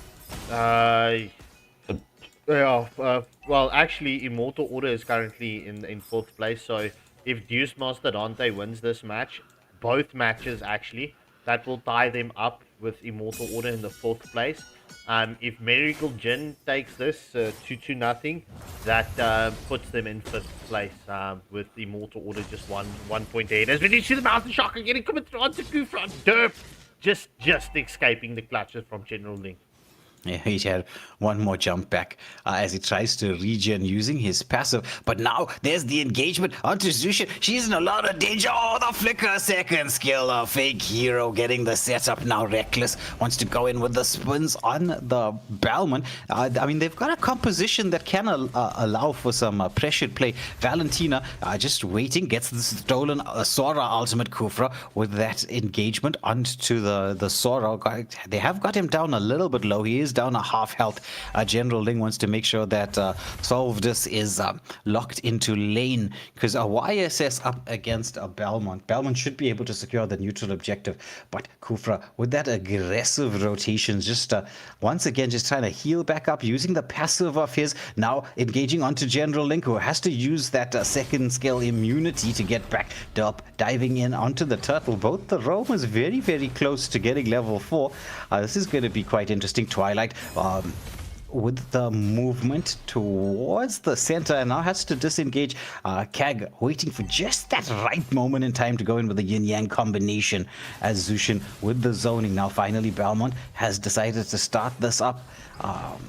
Where's the Valentina with the stolen ultimate? It's going to come down to that positioning in there. Tig already hit the level 4. It's good. There's going to be the implosion play available. Turtle really, really low. A fake hero trying to get that implosion in here. Does he land it? Yes, he does. But oh, it's going to be, I don't even tell you which Sora was Sora here. Everybody is going in. However, Reckless with the pickoffs. It's a 3-for-2 trade-off in favor of Deus, but the turtle did go the way of Miracle Gen. So kind of sort of honors even in the trade-off. Yeah, 100%. Look, we need to keep a close eye onto this Valentina because I mean Valentina has got 3 massive ults that she can steal. So for me, it's going to come down to the Torrent form and the implosion play. But I mean the YSS's ult is also available and up for grabs. So I mean that will grant the team vision and extra contention onto the objectives. Yeah. Agreed. Now the engagement here onto the Moskov. Quick blow up. General Leg and Momo getting that pick off in the gold lane. Now potential counter engage, but Momo has that ability to reposition on the Harith, as Reckless did try to get at least some amount of poke damage. And Kufra with the dive in. Oh, he was slightly off the mark, but now the Zabin force being committed by the Harith as he gets the reposition. Implosion catches onto 2. Tig with the second skill onto Reckless, onto the turtle. Does use the lethal counter, and then he just heals back up, and he wants to dive in. He's going for more, but Momo with the shield and Twilight close by to provide some degree of protection. I mean, Belmont, if you're going to use him, it's best to engage and really hardcore engage when there's a lot of minions nearby, because he heals back up from every minion that he kills. And also, well, we did see that General Ling picking up a solo kill onto the Valentina in the top lane as Valentina just stole the Mountain Shocker. Yeah. Well, I mean, Mountain Shocker, I'm not... look, I heard what you were saying, right? It's like there's so much skills that Valentina could be feasting on right now. But the Sora one might be the best out of all the lot just here. I mean, you did pick up the Valentina in order to do that. But but now that I think about it, wouldn't it be more wise just to go full tank Valentina? Because I mean, the only job that you're going to have with the Valentina right now is just to either reinitiate or initiate team fight. 100%. 100%. I'm with you on that. Oh, the implosion play catches up to 2. The yin-yang combination comes in with the Mountain Shocker. So right to the backline, hitting the Thunder God first. It's a triple for the YSS. And the Turtle 4-for-nothing trade-off. Oh my goodness. Miracle Gen currently sitting very healthy. It seems like they have their comfortability in going into these plays. Yeah, it's like I mentioned, Valentina's only job is to counter initiate, but it's very difficult for the Valentina right now. Yeah. I mean, Kun just reiterating what you were saying. He's like, this is why I don't like Valentina on the XP. Well, in any case, it's just before the 7-minute mark. It's 6 kills advantage for Miracle Jin, and they've got a 4K gold lead as well. Yeah, that's a solid start for them. But still, the map is quite open. Neither team being able to secure any of the turrets at the 7-minute mark. Now the engagement, Kufra engaging onto Twilight, but Sora with the ultimate Tidal's Rats catches onto 2, but there's nobody there for the follow-up as the implosion play just allows YSS to go all unstoppable, and the Zaban Force in the bot lane, that's overall a 4-for-0 trade in favor of Miracle Gen. They're continuing the pressure. They want to try and chase down this Belmont, who, he's got the tankiness to try to disengage, but the tier 1 turret is taken down. But there's going to be the Sora trying to get some amount of control. But yeah, he's too tanky and mobile. Well, I think Immortal Order will be very happy with Deus Mastodonte's performance at this moment, because that's going to keep them in the top 4 spot. But we do see the Crimson Lantern has been committed. The Zaban Force into the play as well, and Derp gets taken down as General Ling gets the kill on Kufra. But that's a triple kill going in favor of the YSS. Yeah, meanwhile, Twilight escaping the attentions of enemy number 1, and this can be the space they needed. Oh, Doom almost catching out the Moscow, as this should be an uncontested Lord going the way of Miracle Gen. I mean, like, this is red hot fire coming in from Miracle Gen, and pun intended. Most definitely so. Like we said, this is one of the newer squads, and one to be on the lookout for. I strongly suspect that give them a bit of time, this is going to be one of the squads that's going to end up in those at least top 10 finishes. There's stages to this, right? Granted, they have the potential, and if they put in the time and effort and work, especially if they go get some coaching, I can see them eventually competing to win it all. Well, I mean, let's see if they do that, bro. But I mean, there's a lot of potential for this team. In any case, Lord was left to charge in the top lane. The Miracle Gen, as they try to pick up the second tier 2 turret, they will be able to do so. As we do see Doom just trying to keep enemy number 1 at bay. Tigro coming for the wraparound play. Will we see the Sora get caught? Oh, implosion play coming in, and yes, sir. The shutdown kill coming in from Moscow, and that's a 1-for-3 exchange going in favor of Miracle Gen. As we do see, the lethal counter has been committed, but just slightly off the mark, and that's a double kill for General Ling. This General Ling on this YSS is on fire right now. That was a full team wipe out. Yeah, I mean, look at this. He's almost level 15 at the 10-minute mark. I mean, that's not something you see in tournaments. Nope. And that is a tier 3 turret down. We will see both Holy Shields getting popped off on the final 2 tier 3 turrets. Yeah. So base cracked open.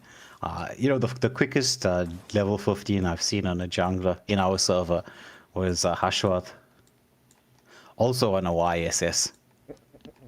7 minute, or slightly past 7 minutes, level 15. How mad is that? That was on stream. Well, that's ridiculous. Anything before 9 minutes is ridiculous. That is very true, bro. Very, very true. Alright, just before the 10-minute mark, it is 18 kill advantage in favor of Miracle Gen and a full 10k gold lead right now. This is, at this moment, Miracle Gen's match to lose. Yeah. Under 30 seconds to go for the next Lord Sora in the front line position. Enemy number 1, he's just waiting patiently for his opportunity to split push. But also at the same time for a wraparound play here, as there could be a catch out here in the mid lane, the implosion play, everything coming through. Spear of Destruction has been committed, but that was 2 kills so quickly, and that's the 2 frontliners. I mean, you don't really want to go in with an engagement right now. Lord is up. And Miracle Gen got the zoning away, just leaving YSS to deal with the Lord. No, well, the YSS will take Ricky first. Oh, yeah. Before they opt not to go for the Lord. Okay. No, they're holding on.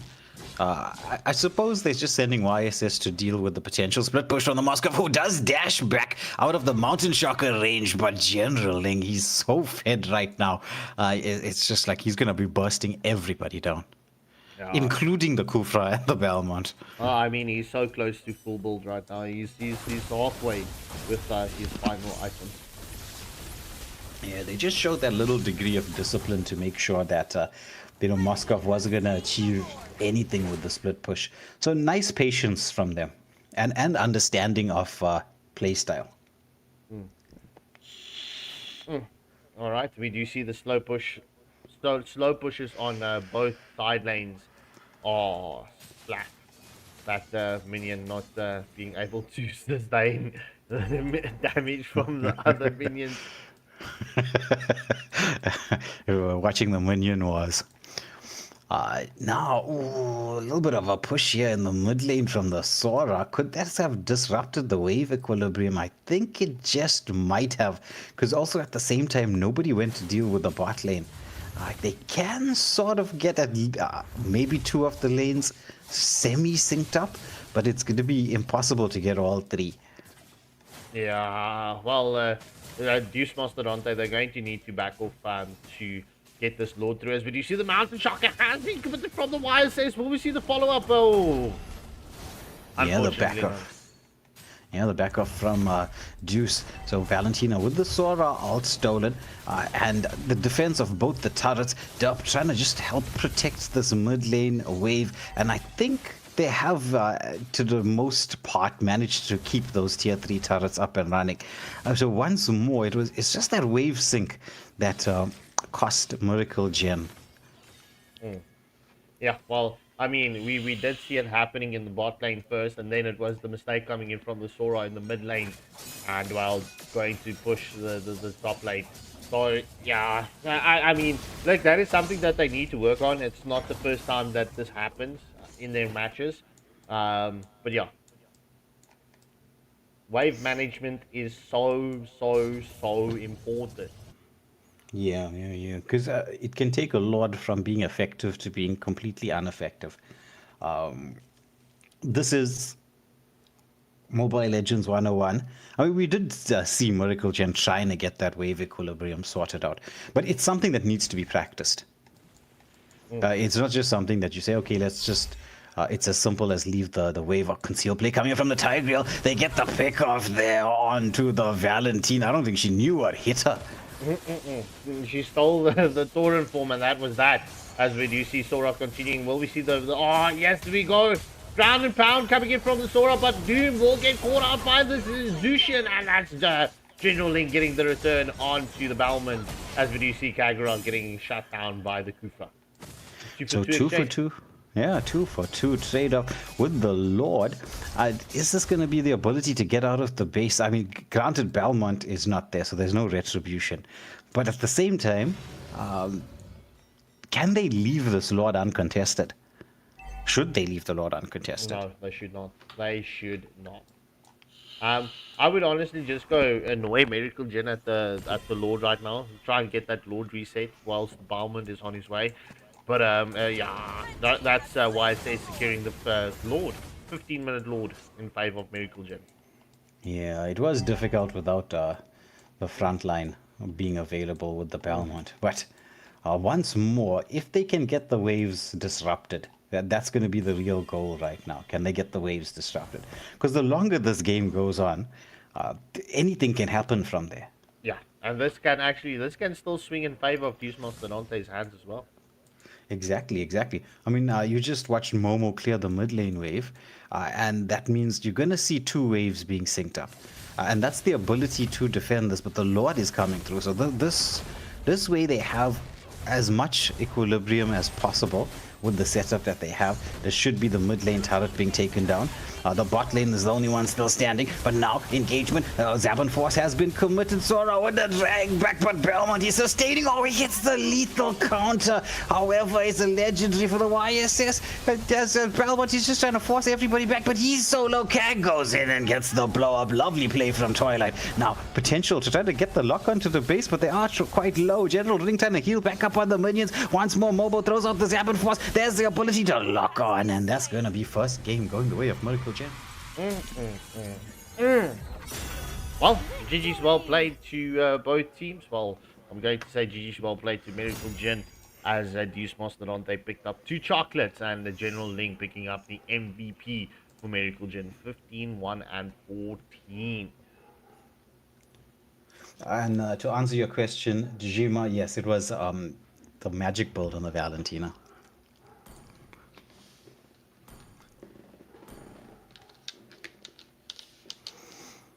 Game number 2, here we go. Deus needing to get a victory to keep themselves in 5th position and actually contesting for the 4th spot, because it's only the top 4 teams that will move through to the upper and lower bracket setup, or the round of 16. That's going to be taking place in a very, very, very short time. I mean, the time's been flying. The group stages are almost concluded. I think, what do we have? 1 more round in the group stage? 2 more rounds. 2 more rounds. We've got 7 rounds in the group stages. And we're almost done with round 5. We're day 3, round 5, so round 6 will kick off on Monday. That means literally we're so close to starting the top 16. We're pretty much a week away. Yeah, and Group B is one of the more tightly contested groups. It's Group B, Group C. Group A was the group of death, but there's just so many top teams in there. That's more or less set. I think it's just a contest for the 4th spot. But with that being said, we head into the drafting phase. This time round, Miracle Gen first picks, first bans. Let's see what their strategy holds for us. Are we going to see the usual? Yeah. Before the words can come out of my mouth, we say goodbye to Marcel. When will he be left open? When Moonton finally gives him enough. A decent notable, no. Yeah, duh, bro. Like an actual nerf.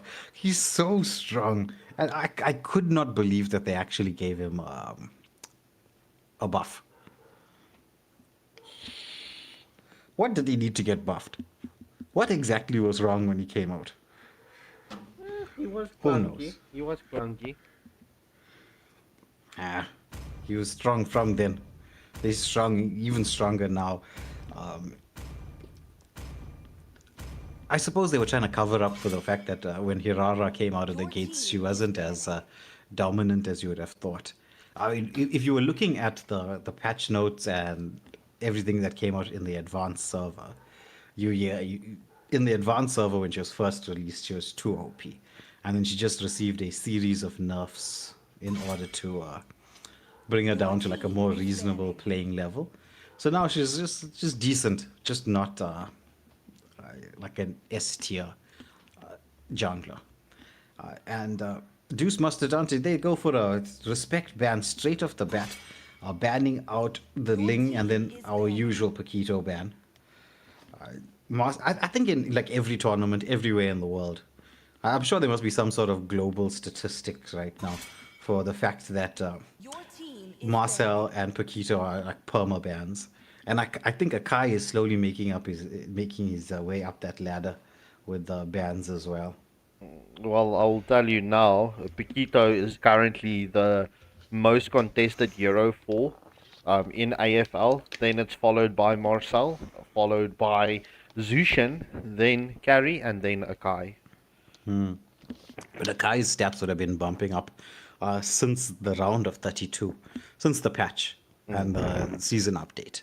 Because like in the first part of the AFL, when we were in the seeding phases, like Akai wasn't really that big of an issue. Well, I mean, Paquito is currently sitting on a 69% win ratio, Marcel on a 79, and then Zushin with the The degrading 42%, and then carry 57, Akai 68, and Gord 69%. Sure, those are some super, super high win rates. I mean, even when you look at the MPL stats, you don't usually see heroes with that high win rates. No, you don't. It's kind of crazy. But Atlas, the final ban for Deus, and Yusong picked up almost immediately. Will we see a Lapu come into play?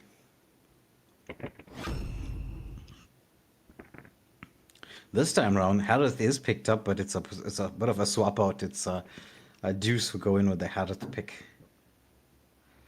I'm expecting to see a Lapu here.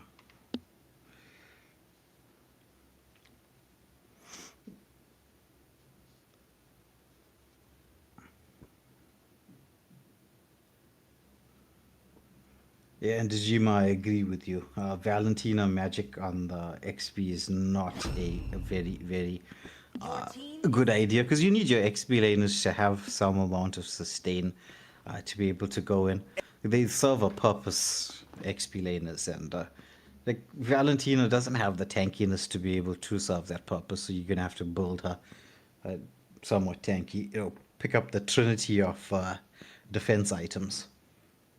Brute Force would have been a very good first item in that matchup there. As Momo deciding to go with the Irithel pick, who a lot of people like to use to counter Harith, because she's got the mobility to escape that first skill of Harith. And I mean, her first skill, second skill combo can melt through the shield, which is really what gives Harith the sustainability in the gold lane. Our final pick for the side of Your team is picking. Miracle Gen, and they actually pick up the Fanny kinda early. Now, the question is this. Are we going to see the Fanny counters come in here?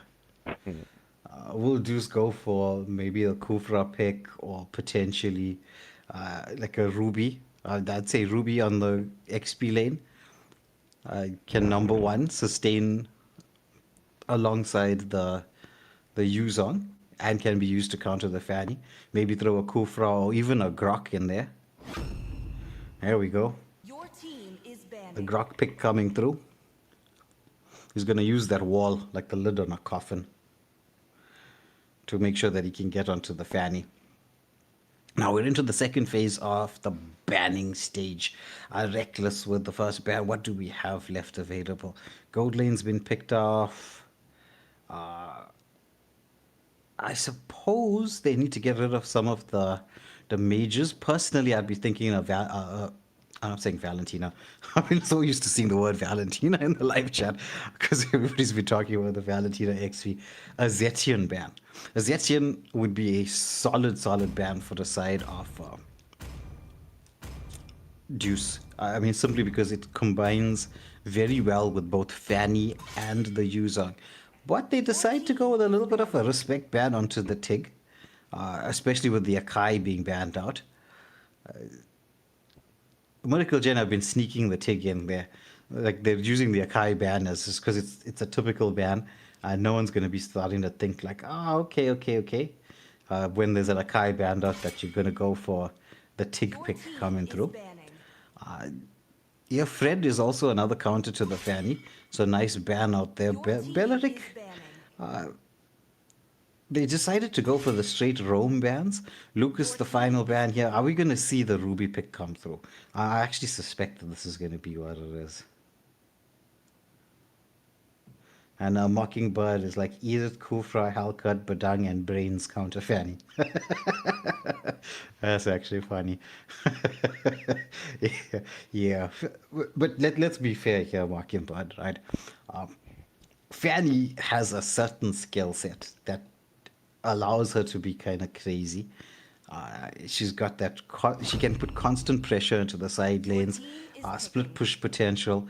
In the right hands, Fanny can be deadly.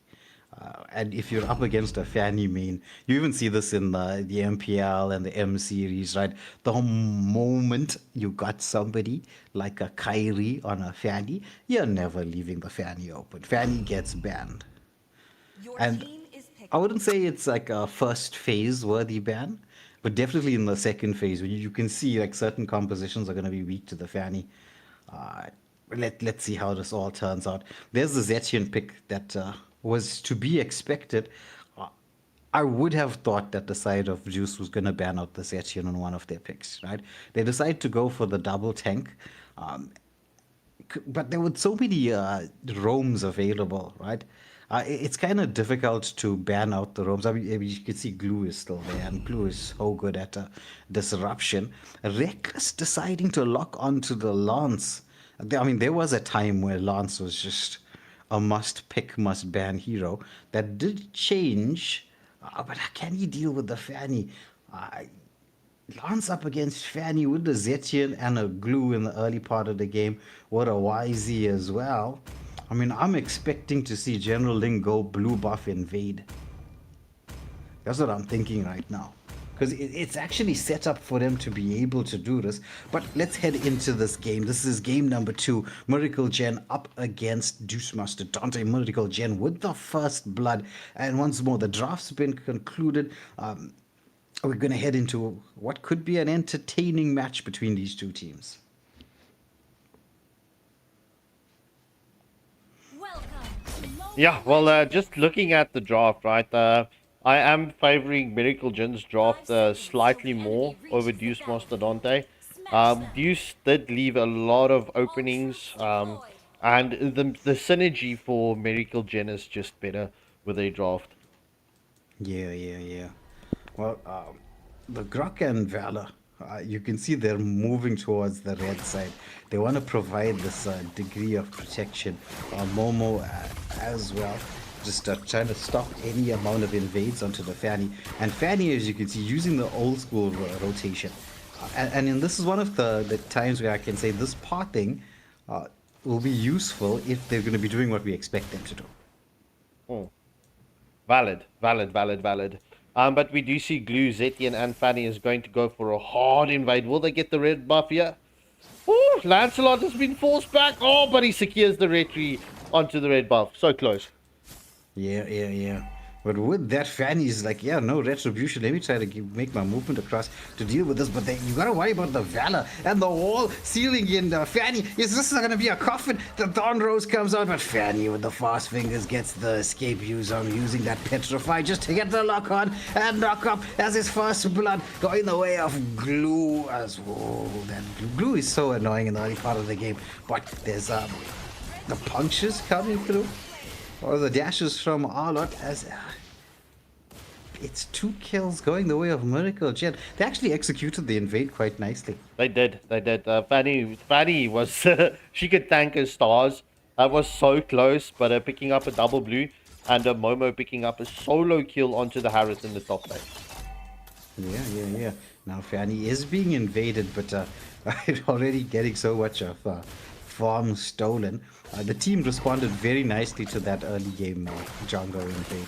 It's a high risk strategy, but the rewards of it is excellent. Now Fanny hits that level 4, trying to cable into the backline, but Grok just look at the Grok hit that wall. Oh my goodness, it just locked their wall inside. Well, Derp has been doing his placements, wall placements beautifully. As we see, the Black Dragon form has been committed from Doom. Will we see the engagement? Oh, Arlott secures the kill onto Glue. And that's Lancelot with the first doodle of the match going in favor of Deus Mastodonte. Yeah. Once Fanny was forced back to the base, it was difficult to go in with the contest. But Miracle Gen, they were feeling themselves. They tried it. Paid the price for going in a 2v4 situation.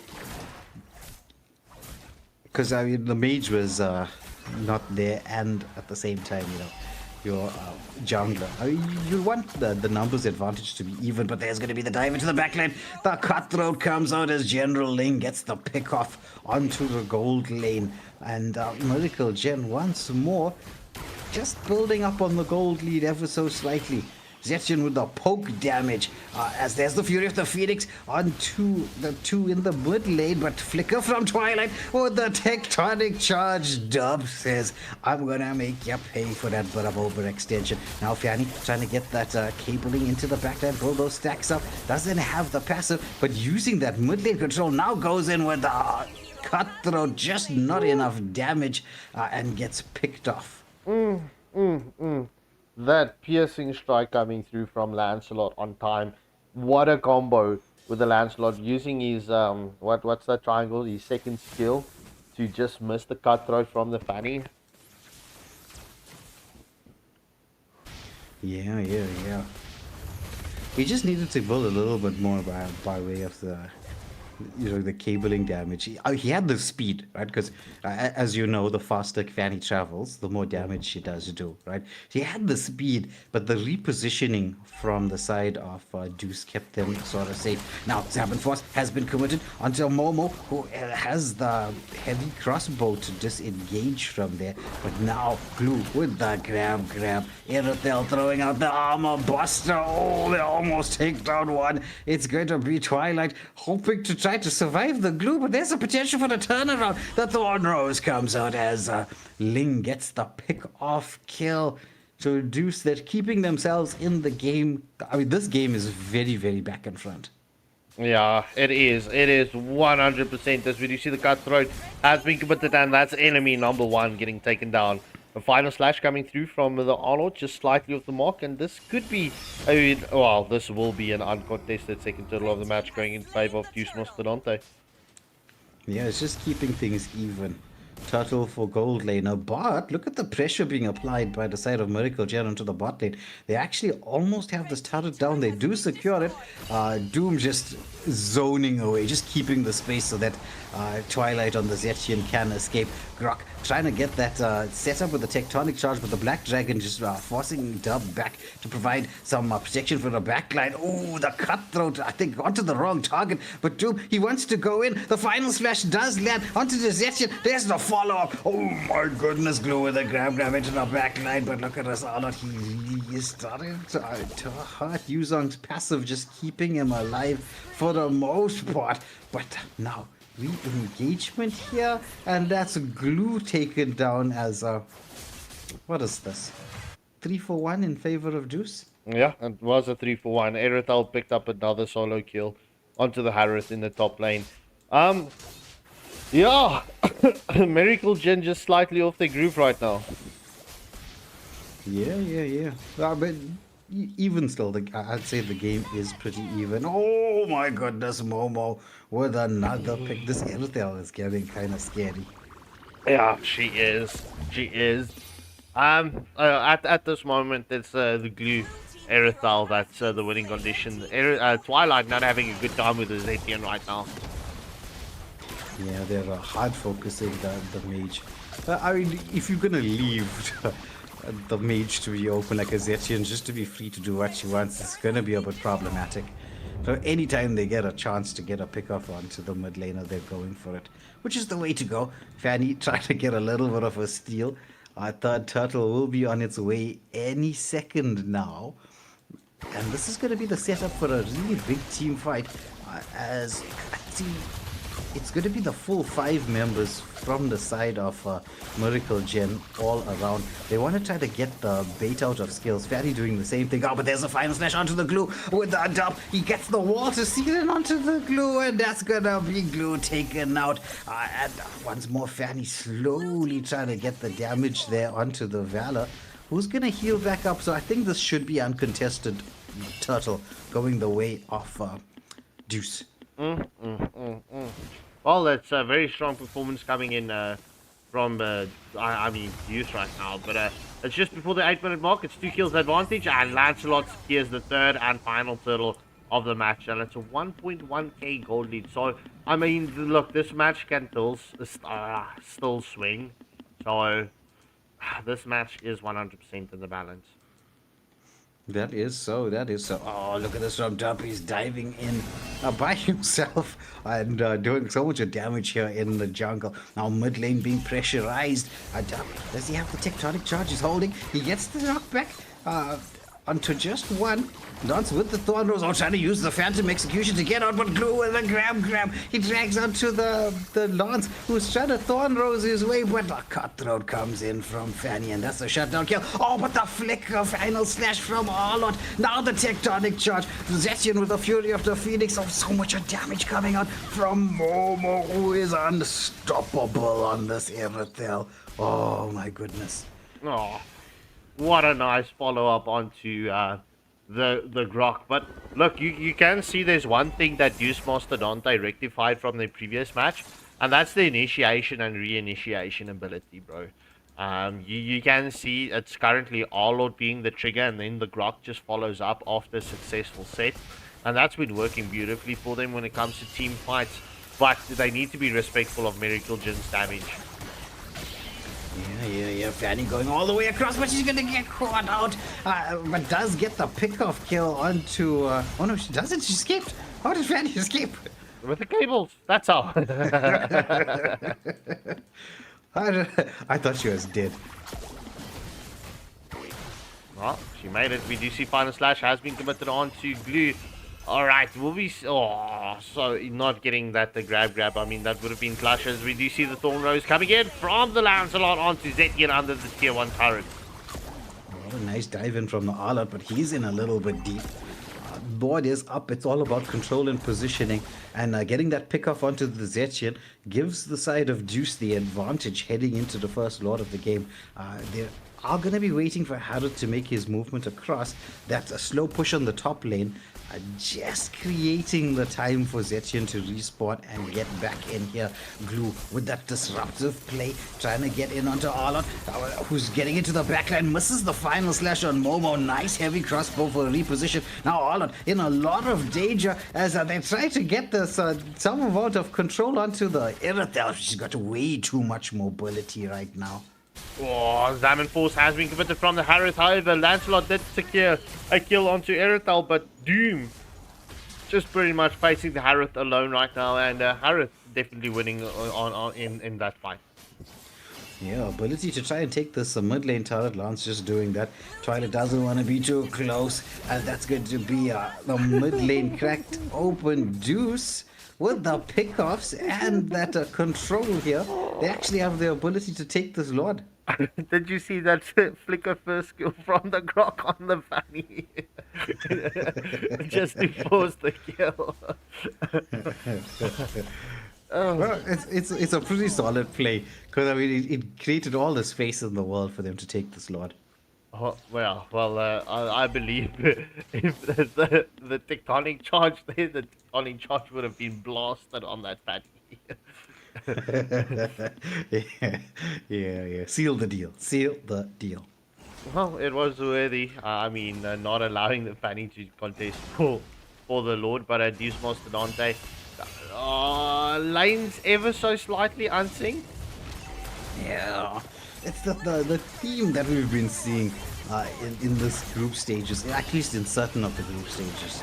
Which is why I was saying Void's mattress like sort of takes. Oh, there's a tectonic charge catching onto the Fanny with a little bit of a spin, but as the shutdown onto the Lancelot, the Holy Shields are still up, so Miracle Gen have the ability to defend the tier 3 turrets. There's the Black Dragon form with the Zabin Force. You know that combo Scorpy is so disgusting, as there's Fanny into the back line once more, and they get 3.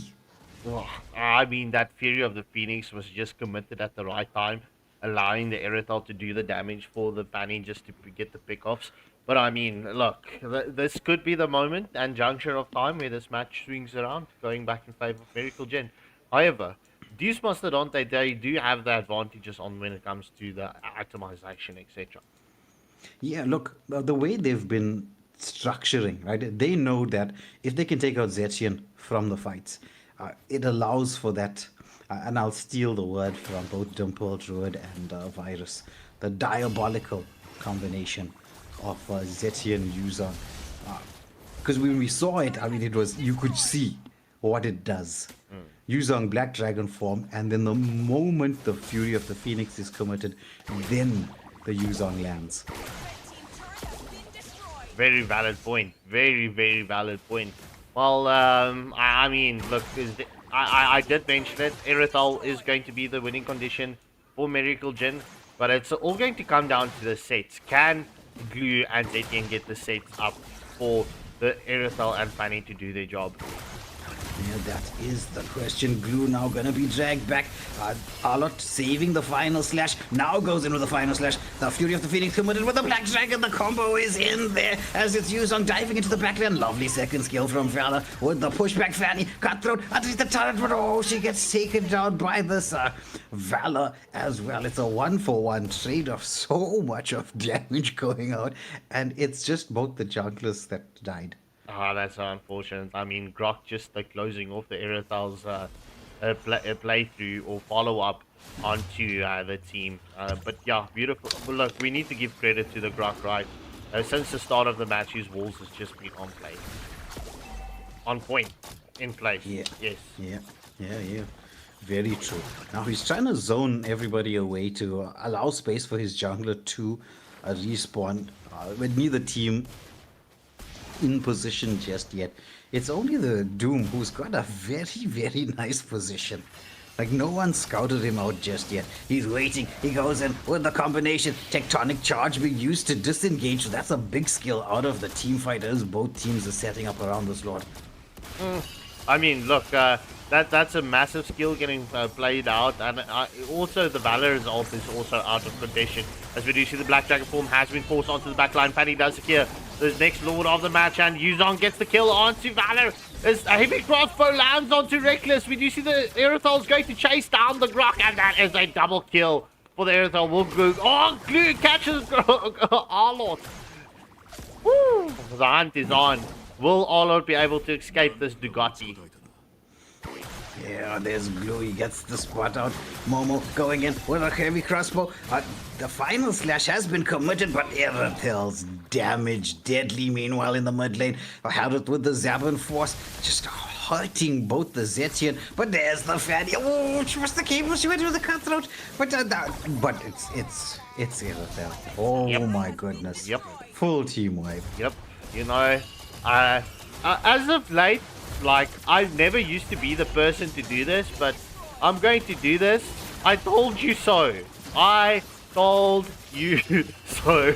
Any case, Lord into the into the base of Deus Mastodonte. Will Miracle Jin get the end here? Will they focus onto the Nexus? That's it. This should be game set match. 2-0 in favor of Miracle Jin. Yeah, Erythal just with that dance around. And Miracle Jin, what a performance, getting themselves into 5th place. Yep. Well, I mean, look, Immortal Order is still in 4th place. There is a point difference. So, yeah, Miracle Jin, they definitely need to win all their matches and just ensure that the IO doesn't... Well, actually, for them to pull through, they need Immortal Order to lose their up-and-coming matches. Yeah. So, round number 6 and 7 are gonna be nail biters. And speaking of nail biters, who do we have up next, Scarpy? Who do we have up next? Boah versus Rutilant Sons. I can see, right. Look, for those of you tuning in, you need to give a round of applause to Scarpy. He's the only one from our casting crew who has been trying to make sure that Boah's name is pronounced as correctly as possible. The rest of us are just like, yeah, okay, whatever. It's just a bow for now.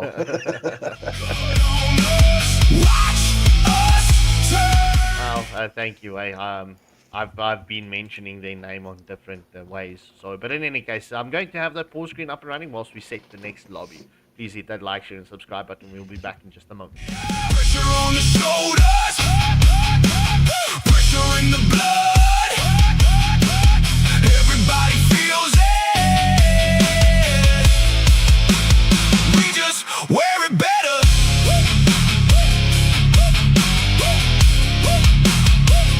Yeah, heavy expectations, heavy weight to carry. Funny how the strongest ones never look worried. Every round gets tighter, every match gets rough. Everybody says they're ready ain't enough. Whole bracket under tension, whole room on alert. One mistake changes everything, one mistake can hurt. But we've been here before, that's the difference in the end? Some teams meet pressure, we introduce you to our friends. No panic, no fear. This is why we're here. Pressure looks good on us. Good on us. Good on us. Good on us. Pressure looks good on us. Good on us. Watch us turn it up. Pressure on the shoulders. Pressure in the blood. Everybody feels it. We just wear it better. Woo!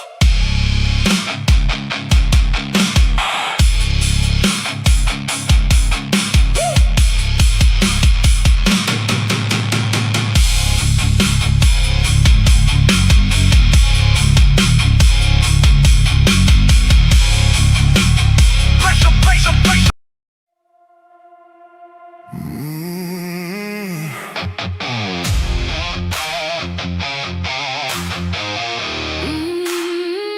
Blue lights. Black sky. AFL.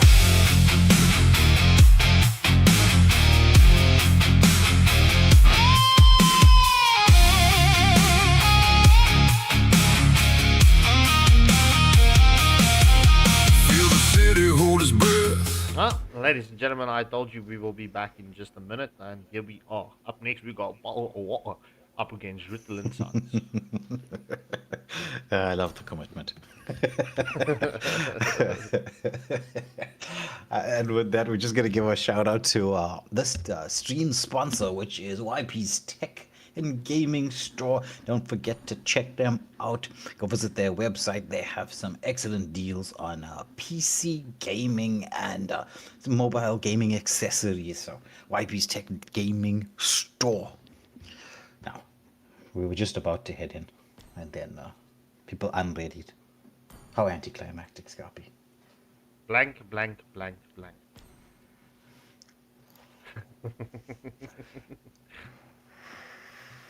Now, Rutilant Sons have been dominant in a lot of games so far. In the last match we got to see them. It's just kind of stomped through, even with a crazy kind of draft. But I don't expect them to go a crazy kind of draft up against Boah, because they've got a solid lineup themselves. Super Light, Kubo, Gambit, Blank, Supermap. Right? But when it comes to Rutilant Sons, is there a team with better micro than Rutilant in the server? Yes. Who? Do you want me to show you multiple finals? Multiple finals. Yes, multiple. So we're not talking about the one where Rutilant came from the back. No, Not that one. Not that We're one. forgetting that. That never happened. That's been erased. But thereafter, that was actually ironically in the same weekend. No? Yeah. Well, same week, not weekend. Same week. Yeah, I maintain this. Like the way Rutilant layers their team fights, I haven't seen better in our server. Your team is banning. Their layering of team fights is just next level good. But we're gonna see them showcase this in this particular matchup.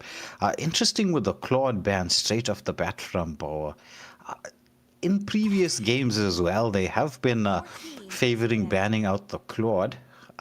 Are we going to see a Zushin or Zetian pick come through early then with this Claude ban?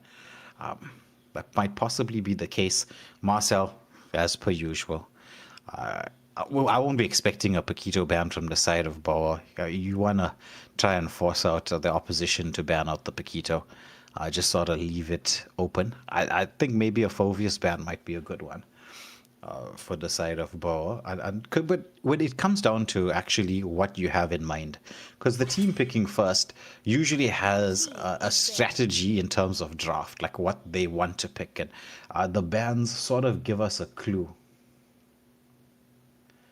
as to what they, are heading towards. So with the Kai being banned out, as we know, that usually means that they want to make sure that it's an easy time to contest around neutral objectives. Kuzeka Kai, heavy spin, very, very devastating. There's the Zushin ban as the follow-up. Rutilant realized that with the Claude ban coming through, that they most probably want to go for the Zushin pick. As you can see very, very early on. Well, this is easy. I would ban out the Zetian. Yeah, yeah. Now, but then you see, like this, there's the Phoveus ban. I mean, they're like sort of trying to get that Paquito in here. Now, this is a question because Rutilant really have a choice now in terms of the drafting. It's not just like a straightforward, okay, just ban out the Paquito.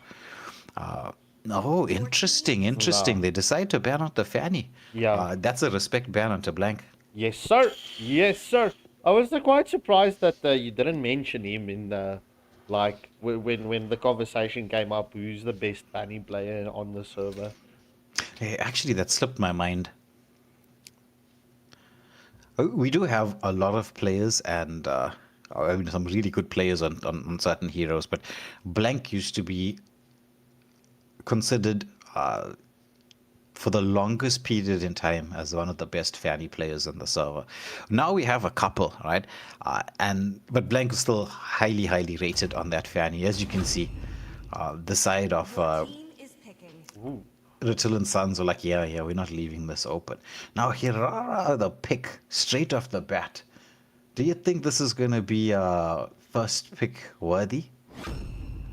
Are we going to see the Paquito? Oh, yeah, we are going to see the Paquito. There's no two ways about it, right? This hero is so nuts. Remind me again, what was his win rate in the AFL so far? Paquito, 69% win rate. 16. That's massive. That's a massive, especially in a tournament setup, to have a 69% win rate. But it looks like Boah, they're not scared of the Paquito pick. They definitely left it open deliberately and went for Esme. Now, when it comes to counters to the Paquito in lane, Esme, Phoveus, and well, in specifically in Indo and Malaysia like to use Sora. Though we have said this before, like that's just a straight skilled matchup. When you go Paquito into a Sora or Sora into Paquito, personally, right, I actually love the Esme into a pack pick. Because that second skill of hers just does everything that you want. Because it's like he's gonna build a shield, you're gonna take his shield and get more shield yourself. Esme is a hard counter to Paquito. You know, the next thing that I'm quite I feel I should be on the gold lane, especially with the Freya's nerve coming onto the range. I mean, in the past, when Freya still had that range, she was the perfect counter to the carry because she could close that gap quickly. But now the question is, do you think carry has the advantage onto the Freya? Yeah. Because it was quite a huge range in nerf in the range, like and carry. Like I actually love this pick from the side of Boah, because carry can be used to deal with Freya, and at the same time, if she can escape the attentions of Paquito's full combo and reposition, once it hits mid game, she's just going to be melting frontliners. The carry pick is a very, very good one. So that means we're going to expect Boah to actually go in with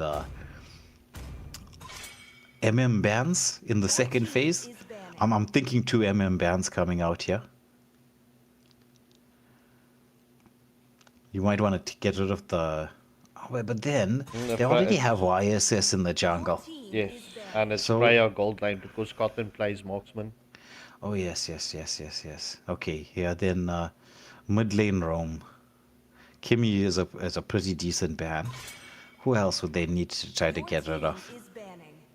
Angela.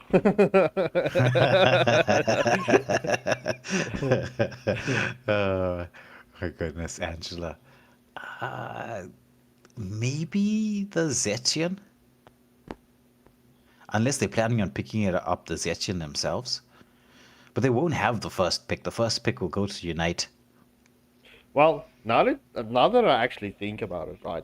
Especially if you go like this comp that Rutilant Sons has got, right? Your team is picking. Look, hear me out. I'm probably going to get a lot of flame for this, but your support heroes that's got range. I mean, you could potentially pick up the Diggy, Florin, the Raf, even the Estes, and just harass the gold lane, especially if with the Freya carry mix up. Yeah, yeah. But they're gonna need a little bit of control to deal with the Esme, because Esme is gonna be a problem. Like I can see this. Esme is a definite problem. You need some amount of control. You can, and it needs to be proper CC, like an Atlas pick. Your team is I mean, picking. Eve for the at least slow and poke potential. That's a solid mage pick. I wonder which. Actually, Atlas would work into both lineups. Actually, yes. Sorry, I'm just restarting my API. Stupid thing. It saw the Eve and I was like, nah, I'm not taking the Eve. Well, There we go. okay, Zetchian, solid. It's Zetchian or God would work, right? Superman, I'm deciding to go with the Belleric pick. Okay, I can see the Belleric working out if they can Your team is if they can get the XP lane and roam combo to work. Because if you can get Esme to zone and sustain, right, she's going to have a little bit of a problem with the Eve being around, providing that little bit of extra slow, right? But then Belleric needs to, it's going to come down to timing. Because if Belleric can use the Wrath of Dryads as a counter initiation tool, it can be excellent. But Brawny, yeah, you can see he had the Atlas in mind. Like I'm so surprised that I left it available. It's I can see Brawny is holding on to the decision, but personally, I'd say Atlas would work brilliantly into their lineup. Yeah, that's set in stone.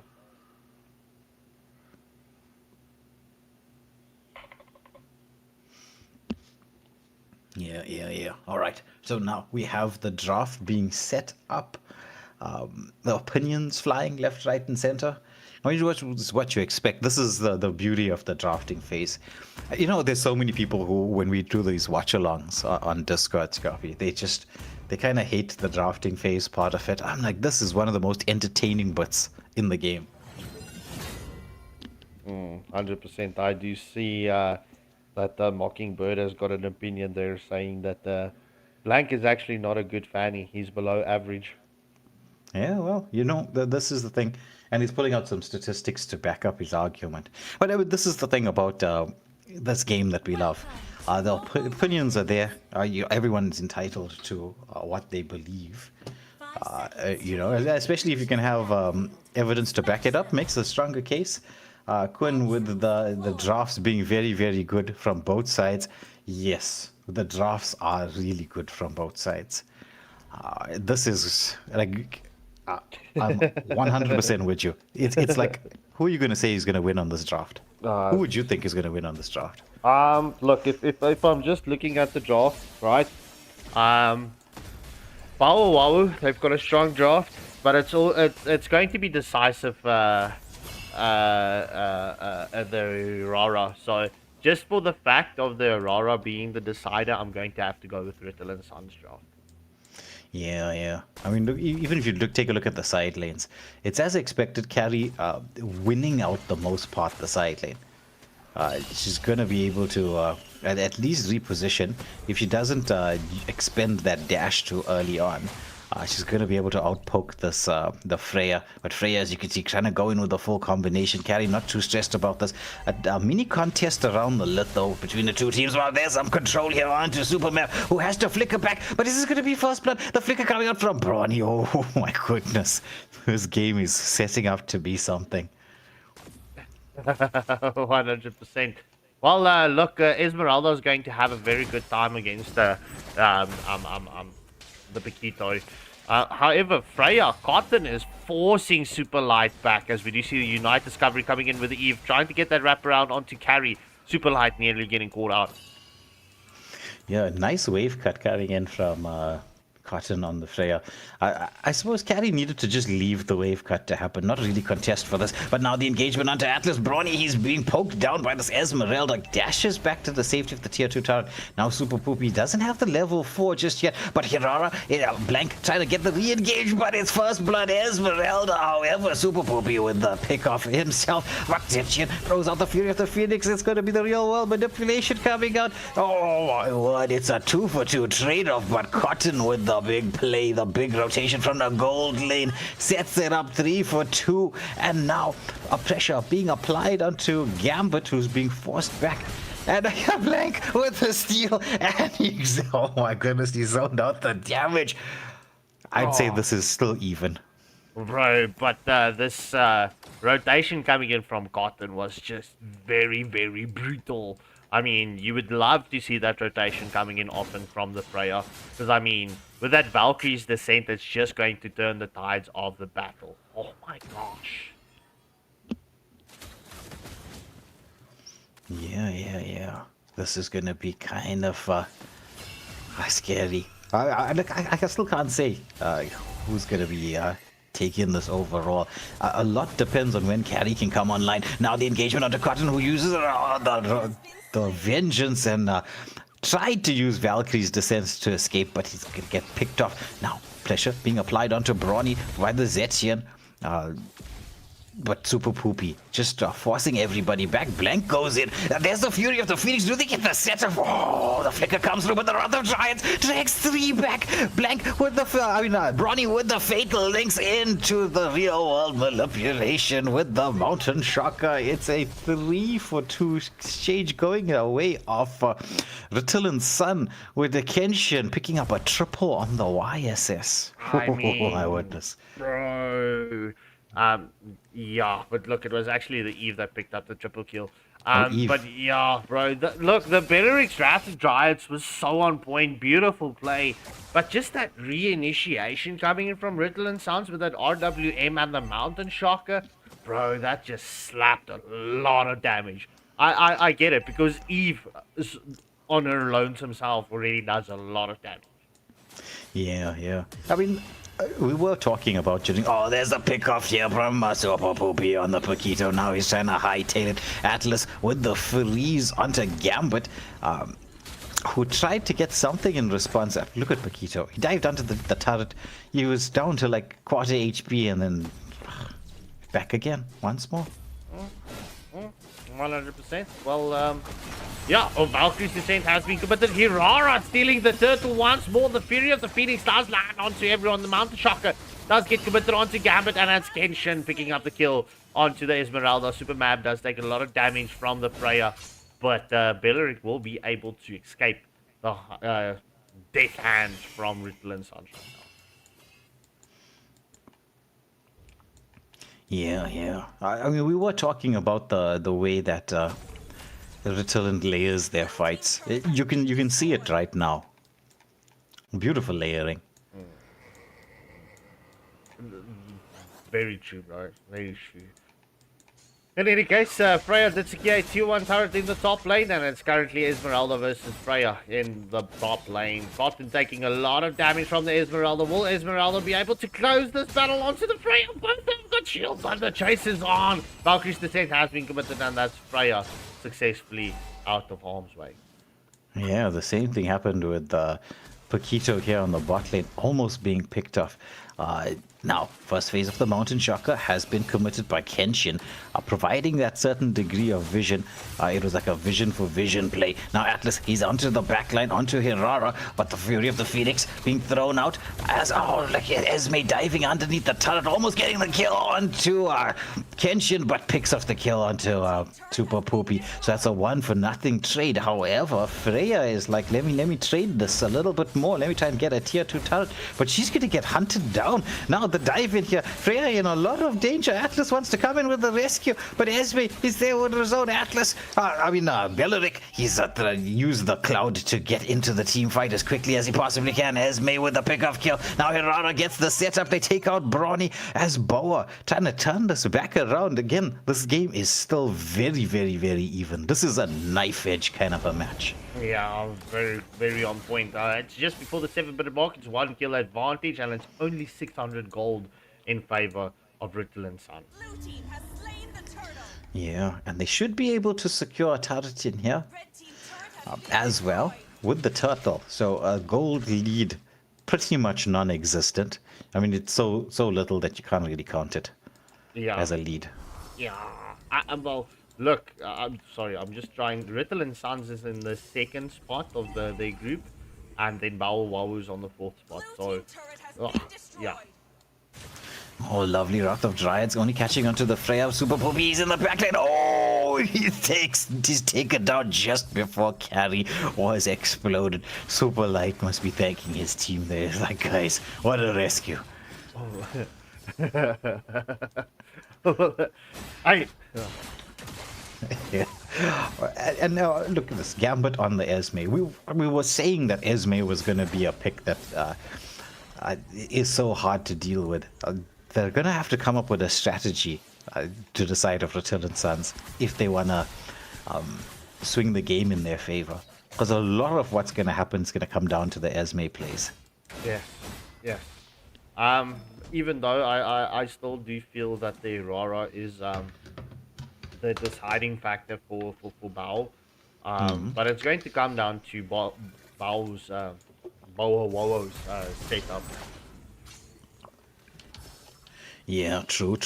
Cotton being scouted out by the Esme once more. Because, I mean, right now she counters both the Freya and the Paquito. And so now the pressure being applied onto Brawny on this Atlas. There's still time available for the Lord. But, oh, Freya could be in a lot of danger here. Just Cotton with the 6th sense here, deciding that I'm going to be in a lot of danger, Rara. Blank with the wraparound. First phase of the Mountain Shock committed for Vision. Valkyrie's Descent has been used as well. Now Freya trying to sustain through all of this. The Wrath of Dryads coming in. Brawny being forced back. Oh, look at this from Cotton. He's tanking through so much. But Esme with the potential turnaround here. Eating up quite a bit of the shield. Forcing Cotton back. And all of this with the Lord being available. Oh, what a play from Super Mab.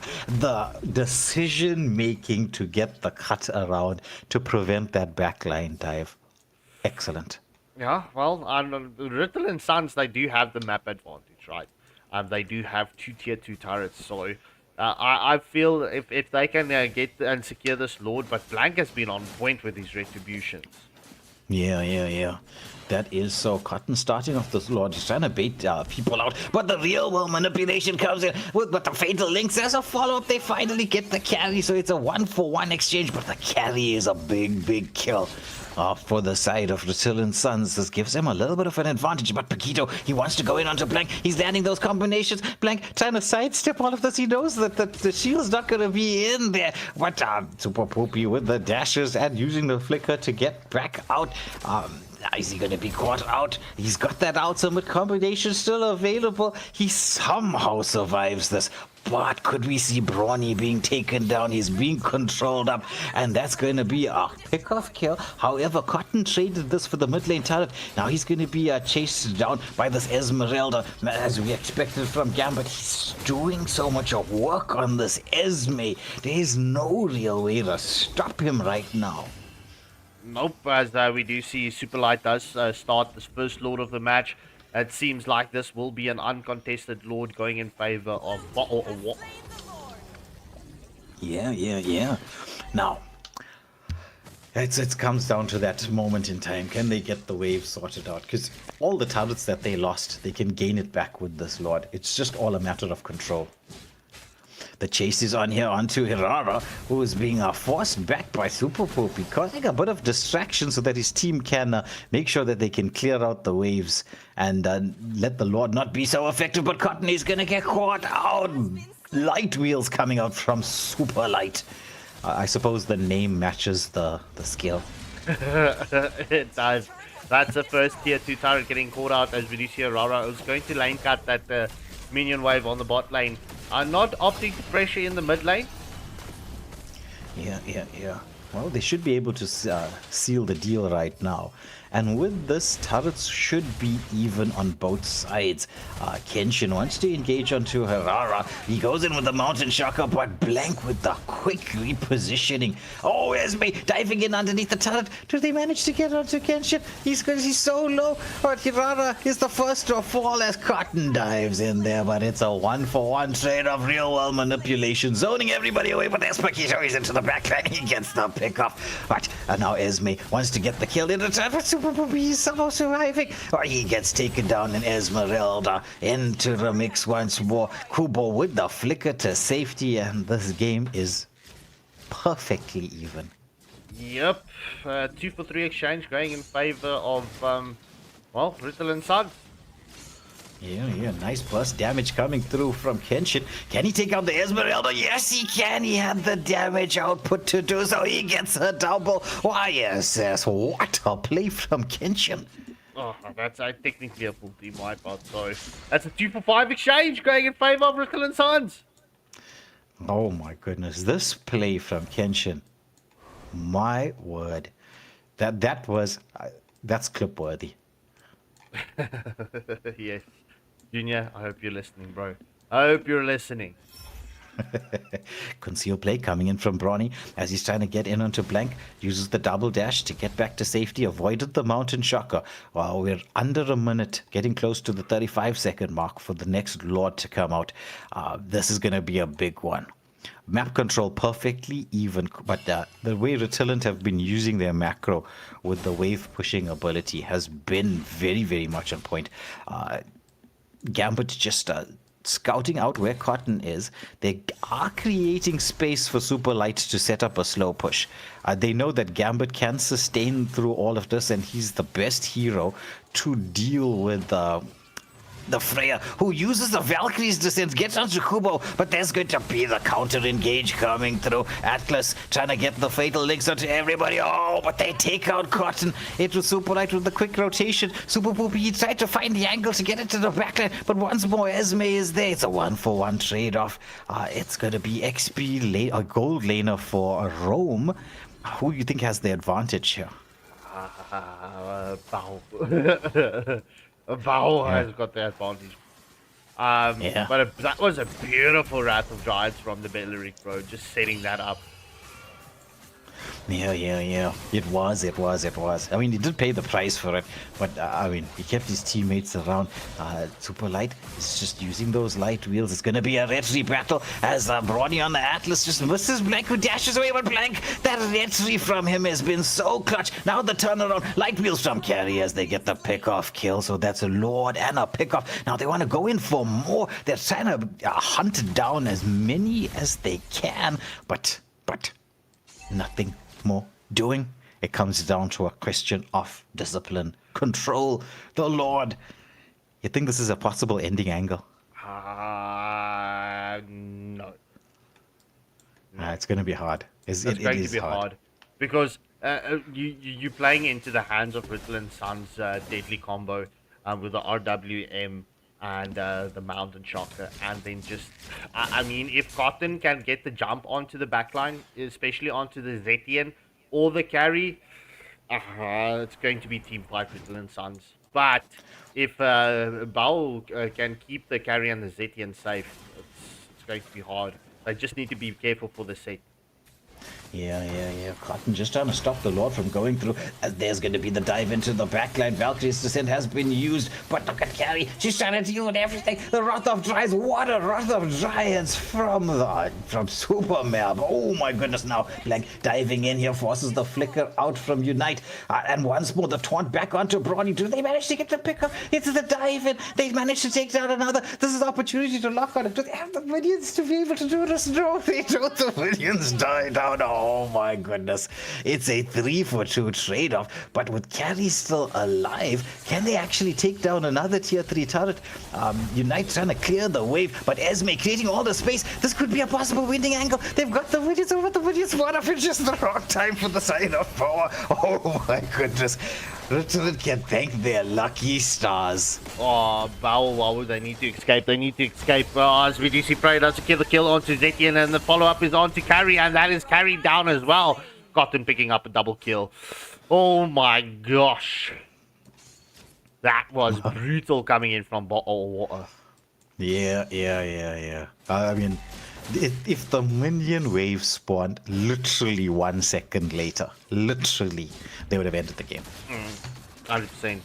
But GG's to the carry. Oh, Wrath of Giants has been committed onto the YSS. That's so rara. Secures the kill. The Valkyrie's Descent has been committed onto the Belleric Gambit with the Esmeralda is into the mix saying, I've got something to say. You will not come and contest. Oh, but it's a lot of damage coming in from the Freya right now. Atlas into the mix as well. He does have the Fatal Links available. Will he commit to this? Do you see the Fury of the Phoenix is into the play? Vengeance has been popped. And oh my gosh. Continuation. Just onto the play, Freya going to take a lot of damage coming in from the carry. Carry should be able to secure this kill, and she does. Atlas, Brawley needs to escape. Does he have his first kill to get out of this? No! Oh, there we go. Just got it up in time. Yeah. Boah went straight in for the Lord. I mean, this Esme is unkillable. If YSS is not around, they don't have enough penetration to deal with the Esme. You see, that's the trade-off that you make, especially when you pick up the... Look, the Freya is good, but I mean, you can see how she's struggling against the Esmeralda. But that's 100% the trade-off, and we're into the late game, and you can see that's where your marksman is being missed. Yeah, true.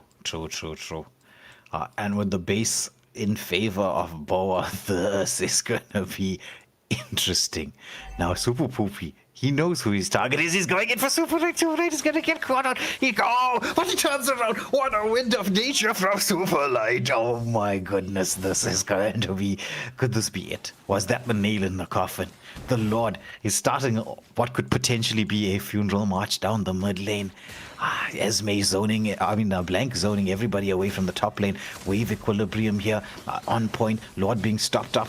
Oh my goodness, the waves have just spawned in here. Brawny trying to stop this engagement in the bot lane. The Lord is entering that dangerous territory. This is going to be an option here. Fury of the Phoenix has been committed. Light wheels come out. Brawny being zoned away. But Super Light, he's got the immortality. He's hard focused on only one thing. And this is first blood going the way of Boah. What a game. Holy smokes. I mean, this is just a build-up for the next match to come. In any case, MVP going to Kenshin with the YSS, well-deserved on the YSS.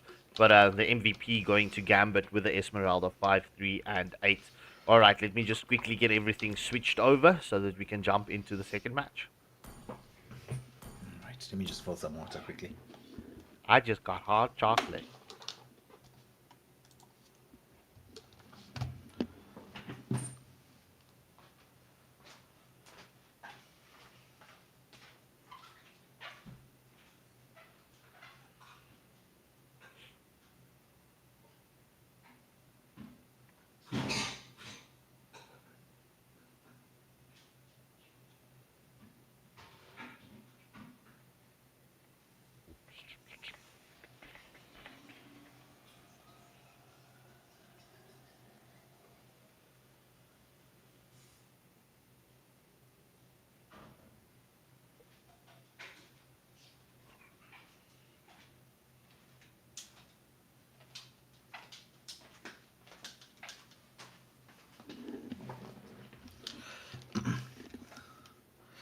Alright, I'm back.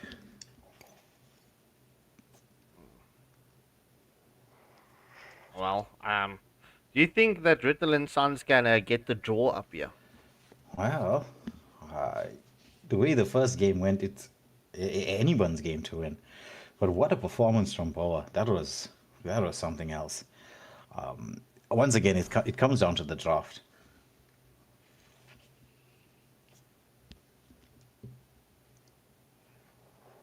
Is it going to be a swap up here for Rutilant? We'll see now.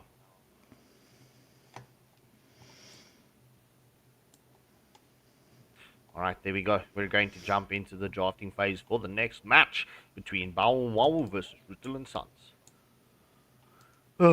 It's going to be another long night. Bro, I'm very looking forward to the Conor McGregor Max Holloway fight. That's going to be an entertaining one. And how long has he been out? 5 years. Yeah. All right, into the banning phase we go. The last banning phase, the last drafting was quite intense. Bronny with the first ban, banning out the Phobius. So, Paquito could be on the way. They're going to try to force out the ban from Boa. Will they go for the Phobius first ban? That's the question. I Honestly, mean, the I would. Paquito first ban. You know what? I would just ban out the Esmeralda. Yeah. Oh my goodness. Yeah, with that Esme Peck was kind of scary, especially with both the Paquito and the Freya there. The Esme pick was just like it was written in the cards. It's too many shields. Your team is banning. All right, so they get rid of the Zushin. Are we gonna see Boa then? Your team is banning. I wonder what they're thinking. Like it's obviously gonna be maybe if they're going for the fighter XP lane. I mean fighter gold lane, which is possible. A respect ban here onto Hirara from Rutilant Sons. Interesting. They're leaving both Marcel and Paquito Your open and team like, is okay, banning. look, Boa responds in just double quick time. It's like, yeah, no, Marcel.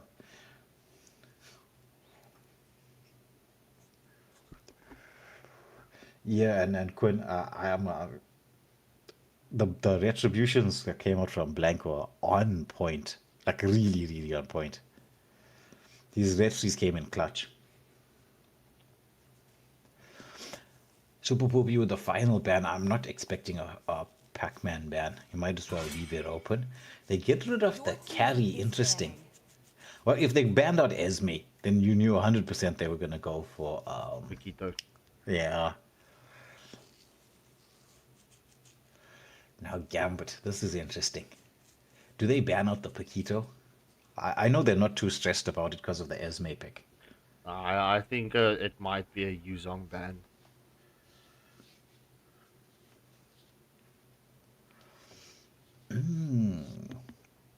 Well, but Boa do love to play YZ themselves.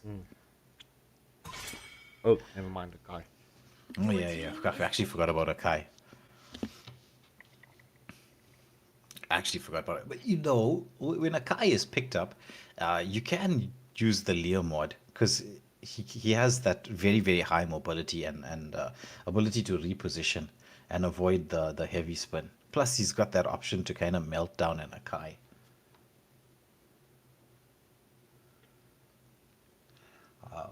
So Dumple is saying that if Shrin Sons win, I'll have to shave my head. Might not be a bad idea. I did shave my head once. How? Why? Why would you agree to this? She already wants our $18, bro, and now you want to agree to shaving your head as well. What?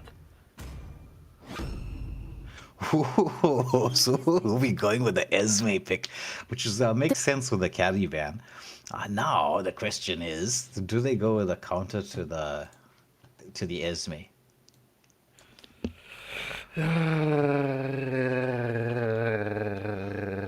They're going to need true damage. So, Alpha, and who's the other guy? Well, Dyrot's a hard counter, but you don't really want to pick up Dyrot in a 5-man, unless you really want to go hard counter.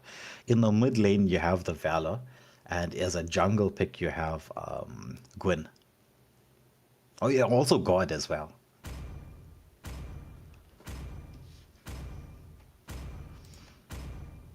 So that is the potential counters coming through. They actually went with the hard counter. Oh my word. When's the last time we saw Dyrath in a tournament? Wednesday. Wednesday? Who played Dyrath in a tournament? Were they also up against the Ezreal? No, it was not, ironically. I'll tell you now. That Dyroth was actually deadly. So the penetration that he has, the second skill, I think it's like something like 75%.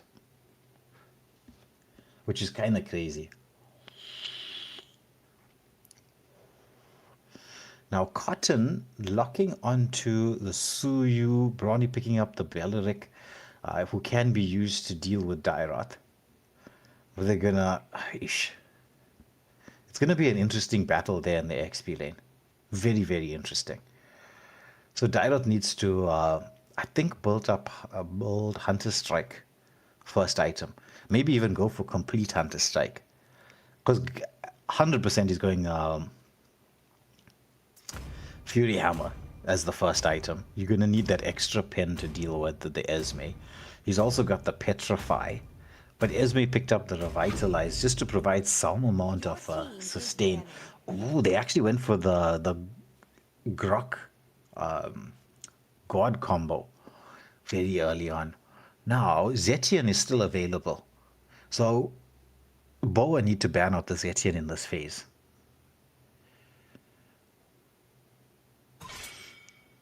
They decide to go with the Freya ban.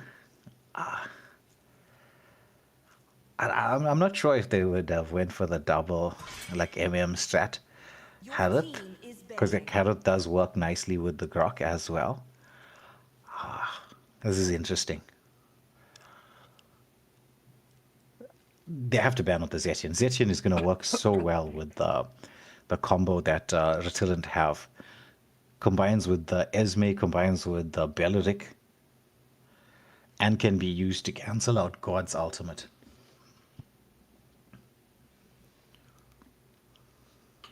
Yeah, Super Shady. The Leo looks like it's on the cards for the side of Boah, because they do have the Grok. But that needs to be, I think that might be Rutilant's next ban.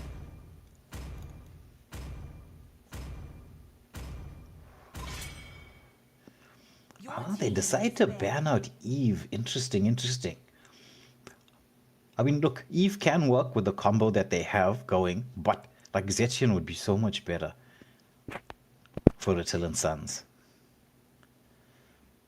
Yeah, I think they need to go with the definitely. But then at the same time, Boah do have the next pick. So, are they... It's the Fanny once more. They are like focusing Blank's Fanny. 2 games in a row they've not let it go.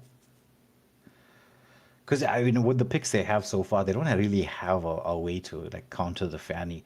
So I suppose that could work. But now it's a choice. Like the Leo is like kind of staring in the face. Leo mod would be a very, very solid pick into the lineup Boah has. Yeah, Quinn, this is an easy Zetian game. Very, very easy Zetian game. But the Boah, they're kind of hesitating on the Leo pick. I mean, if it's not Leo, then who else are you really looking at here? Your team is Leslie. Maybe a Melissa pick to deal with a Leslie.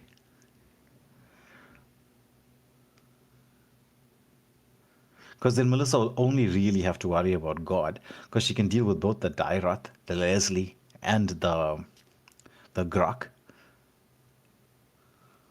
I mean, Moskov is still a Moskov, right?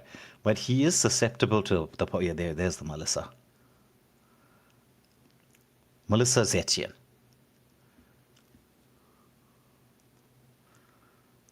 You think United's trolling us with the Selena pick? Potentially. They decide to go in with the Brody. So, okay, look.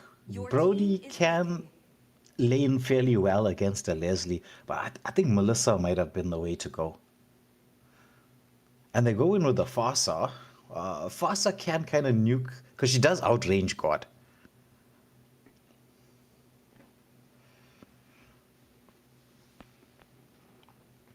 Yeah, Don Ryo. The crit Melissa does hit hard. But into this lineup, I'd say it would be nice to have the Trinity, which wouldn't be too bad at dealing with God, even the Dairoth, because Dairoth's going to pick up at least 1 pen item. So he's going to go Hunter Strike, maybe War Axe as a second item as well. for that just that little bit of extra life steal. But then after that, it's going to be probably the trinity of defense items. But let's get to see. And Blank deciding to go on with the Lucas. I wasn't really thinking about that. I mean, Lucas is quite strong.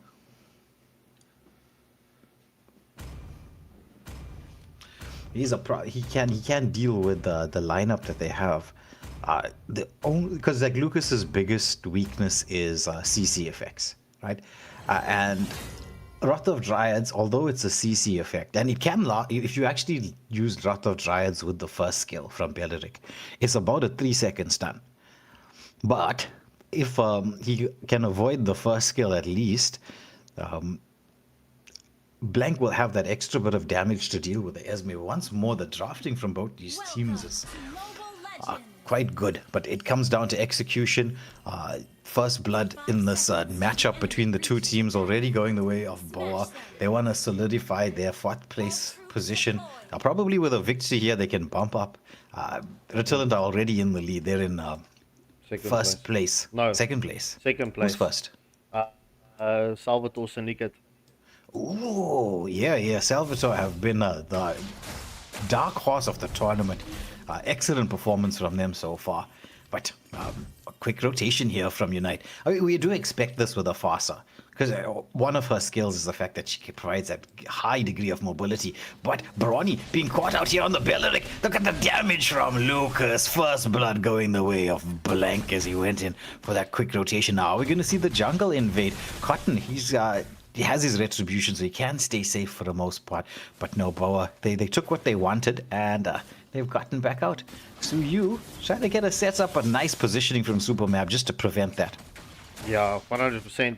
Well, look, if Woah picks up a clean sweep victory here, they 100% solidify their spot in the top 4, because close behind them and currently tied with them is Immortal Order Goliath, and Immortal Order Goliath did lose in the week, so that is going to force IOG to win all of the up-and-coming matches.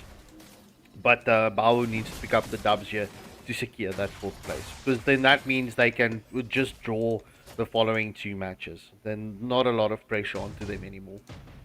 Yeah, true, very true.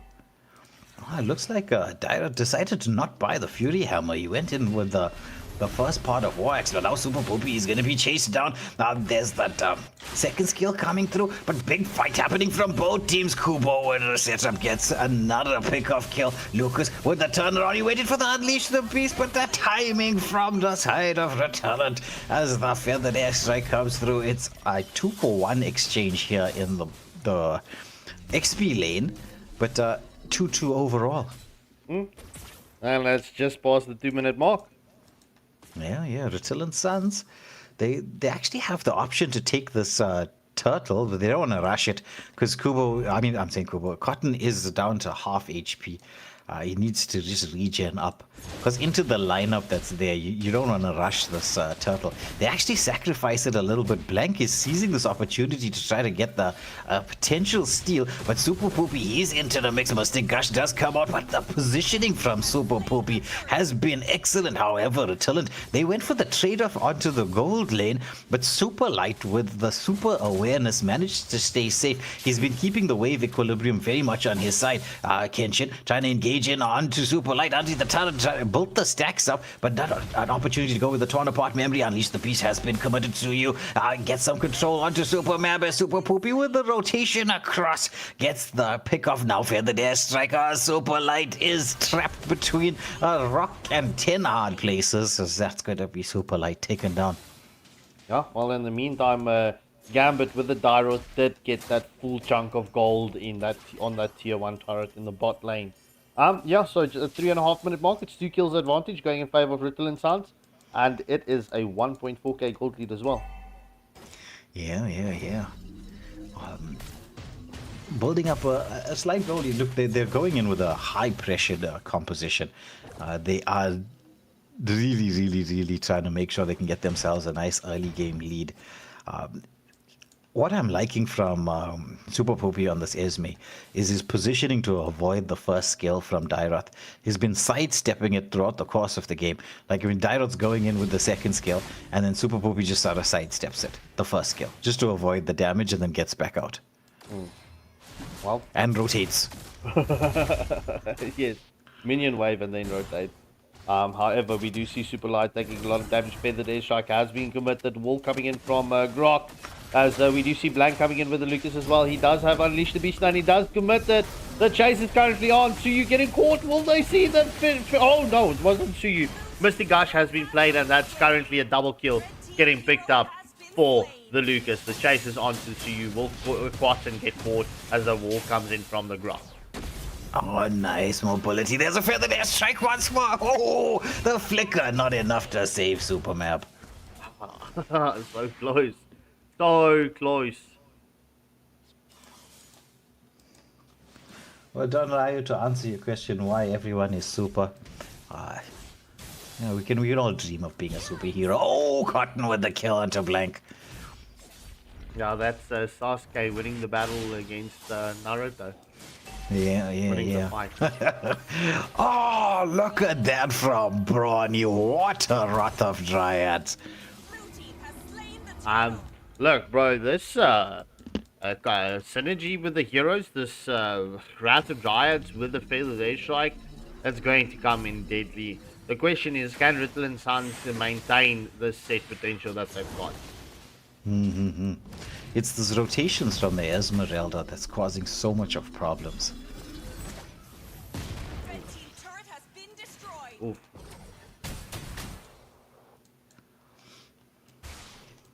So, at the 6-minute mark, it is 8-4, 4 kills advantage, and it's a 3.8k gold lead in favor of Rutilant Sons. We do see the jungle invade being successful from Rutilant Sons, taking away the blue buff from the Lucas. However, we did see Brody getting taken down. Yeah. They went for the lane swap, Rutilant. I'm not sure if that was the wisest course of action, because Brody up against the Dairoth. I mean, Dairoth just needs to get in. He's got that big burst potential. He's built Warlax first, though. That's interesting. I actually thought it was going to be the Hunter Strike, like the pin build. Well, we do see Super Poopy getting blocked by the wall. Does take a lot of damage. However, Suyu secures the kill onto Lucas under the tier 2 title. Feathered Airstrike coming into from the falls. That's a double kill getting picked up by Cotton with the Suyu. Cotton Eye Joe. Oh, Cameron gets the shutdown as the flicker came out from Unite, but just not enough distance to disengage. But a lot of pressure being applied here into this mid lane. There should be mid lane secured as Kenshin does make sure that happens. This is going to be full map control in favor of Rutilant Sons. Oh, 100%. I mean, look, if I was on the side of Woah, right? I mean, we know Grok does counter the Farzar super, well, not super hard, but I mean, that's a tectonic charge and that's an ult perfectly made for the Farzar to cancel out that Feathered Airstrike. But the zoning being done by Brawny and Super Poopy has been very much on point. Now Gambit, he's in the front line. Mystic Gush being committed a little bit early, but there's the dive. Oh, Dairoth is into the back line. He gets a killing spree. Is he going for more? He gets a double. Oh my goodness. And that's going to be a triple for the Dairoth. Yep, 3-0 exchange going in favor of as we do see Esmeralda does get blocked from retreating to that tier 1 turret. Stun coming in from Gord, and that will be Super Poopy forced back. Yes, so you trying to get in onto Kubo. Oh, slightly overextended now the dive in. Esme, they should be able to get the set up. It's a monster for the Suyu. Is a potential turnaround, but Blank gets the kill onto Esme. Suyu has the mobility. He's trying to escape through this, trying to build back up those. Look at this from Cotton. My goodness, this guy is surviving through so much. And he turns around with the engagement. Super Light could be hunted out here. It's legendary for the Suyu. Is he going in for more? Cotton is deadly. Yeah, you see, that's unfortunately with the Dairoth coming in right now. So you having a high mobility, or that, or just I mean, you could see how Cotton was dancing around that tile. Yeah, yeah, but that's just straight skill from Cotton, though. I mean, this is, I would say, the most impressive performance I've seen on a Suyu in the tournament so far. Yeah. You're going to see Gets jumping in your DMs afterwards. Oh, Brody with the 1 HP escape is legendary for Cotton. He's on a double. He wants to go in for more. Does he get that triple? Superman is so low as it's Kenshin who gets that pick off, and this is 3 taken down with the Lord being available. This is difficult for the side of Boah to come back from this one. Yeah, 100%. And Cotton is 100% paid 10, 0, and 4 already level 15. Yeah. Now, Kenshin securing one more tier 2 turret. The holy shields are up, right? It's going to be not about sinking the first waves, but the second, as Esme's super poopy. He's not too stressed about anybody right now. Dyrod or anything. Because, like, this... Oh, my goodness, Lucas, he's forced back. Feathered airstrike has been committed. But the combination of Lucas and Dyrod enough to take out the Esme, finally. Did you see the stacks on Suyu, bro? It's full stacks, 80 stacks. 80 Yeah. stacks on the Sky Piercer. Woo. That's like literally just, he just needs to pop off like one skill on the squishies. Yeah. I mean, he is 10, 0, and 4. Red team turret has been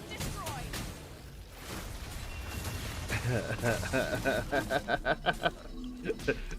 Shroomsy's saying he loves the Nabs roam.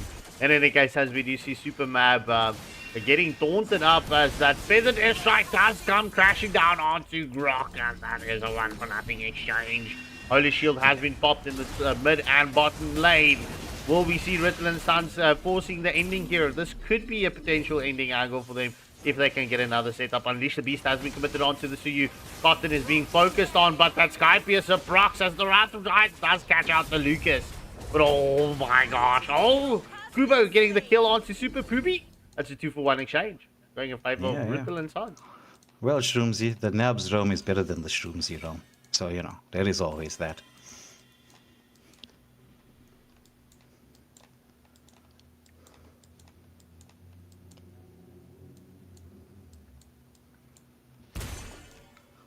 Wait, where's it? Aww. Well, in any case, it is at the 12-minute mark. It's 6 kills advantage going in favor of Rutilant Suns, and it's a 7, almost a 7, well, it's a 7k gold lead right now. As we do see, is trying to get the opening onto the next Lord. The Lord is up in the next 30 seconds, but where the Cotton with the Suyu is so devastating against the round, trying to catch out the Lucas, and it's the Superman being immobilized right now. Grok will get taken down. He does use the tectonic charge defensively, but I mean, what did I mention about that IPS? That's a triple kill. Will we see the Maniac? Will Cotton go for it? Yes, that's a Maniac. Will we see? Oh! He could have gotten the Savage. His team was setting up that Savage for him beautifully. Oh, but the Nexus just taking down what's the name? To you. Unfortunately. Yeah. Turret has been destroyed. So now the potential, okay, now that Lucas gets the wave cleared, and the numbers should be back in order to defend this. Well, in any case, this is going to be very, very... Look, it's difficult for Woah to get the return on this, but I think this should be an ending angle as Blank does secure the kill onto the Esmeralda, and this is Lord getting set up. Yeah. Oh, nice pickup from Suyu once more. Going on to, well, not going onto the Dyroth, wanting to get that play onto the Dyroth, and this will be clutch. They just need to get rid of Cotton another time, bro. Well, it's you did go in for the maniac, so there was that. That's the Wrath of Dryads being committed. Mystic Gushers in there, but Dairoth into the backline. But Kenshin flickers out of the way. As he misses that abyssal strike. Now the counter engages on. Is a double for the Suyu, who is going back in once more. The Lord is still up, and nobody's wanting to go in for this one. Oh, the dash back from Suyu as he manages to get another setup. The taunt coming in there. Tectonic charge was committed. It's a maniac. Will this be the savage? It's a savage for Suyu. Oh, GG's well played. Rutilant Suns picking up the dubs, taking this match in a draw. So, Immortal Order Goliath's hopes and dreams to come in to top 4 is still open. It's still open because that means Rutilant, listen to me, Boah is only 1 point ahead of them. So, yeah, GG's, well played. MVP going to Gambit with the Dairoth, and MVP of this match, well deserved, with 2 Maniacs and 1 Savage going to Cotton. Yeah, well played to the Rutilant Suns in this game. What a performance from the Suyu. Best I've seen so far. Yep. Alright, ladies and gentlemen, and on that bombshell, we will be back tomorrow night, same time, same place, as AFL's group stages continues. So please hit that like, share, and subscribe button. And from the Waylander Gaming team and crew, it's going to be goodbye and good night.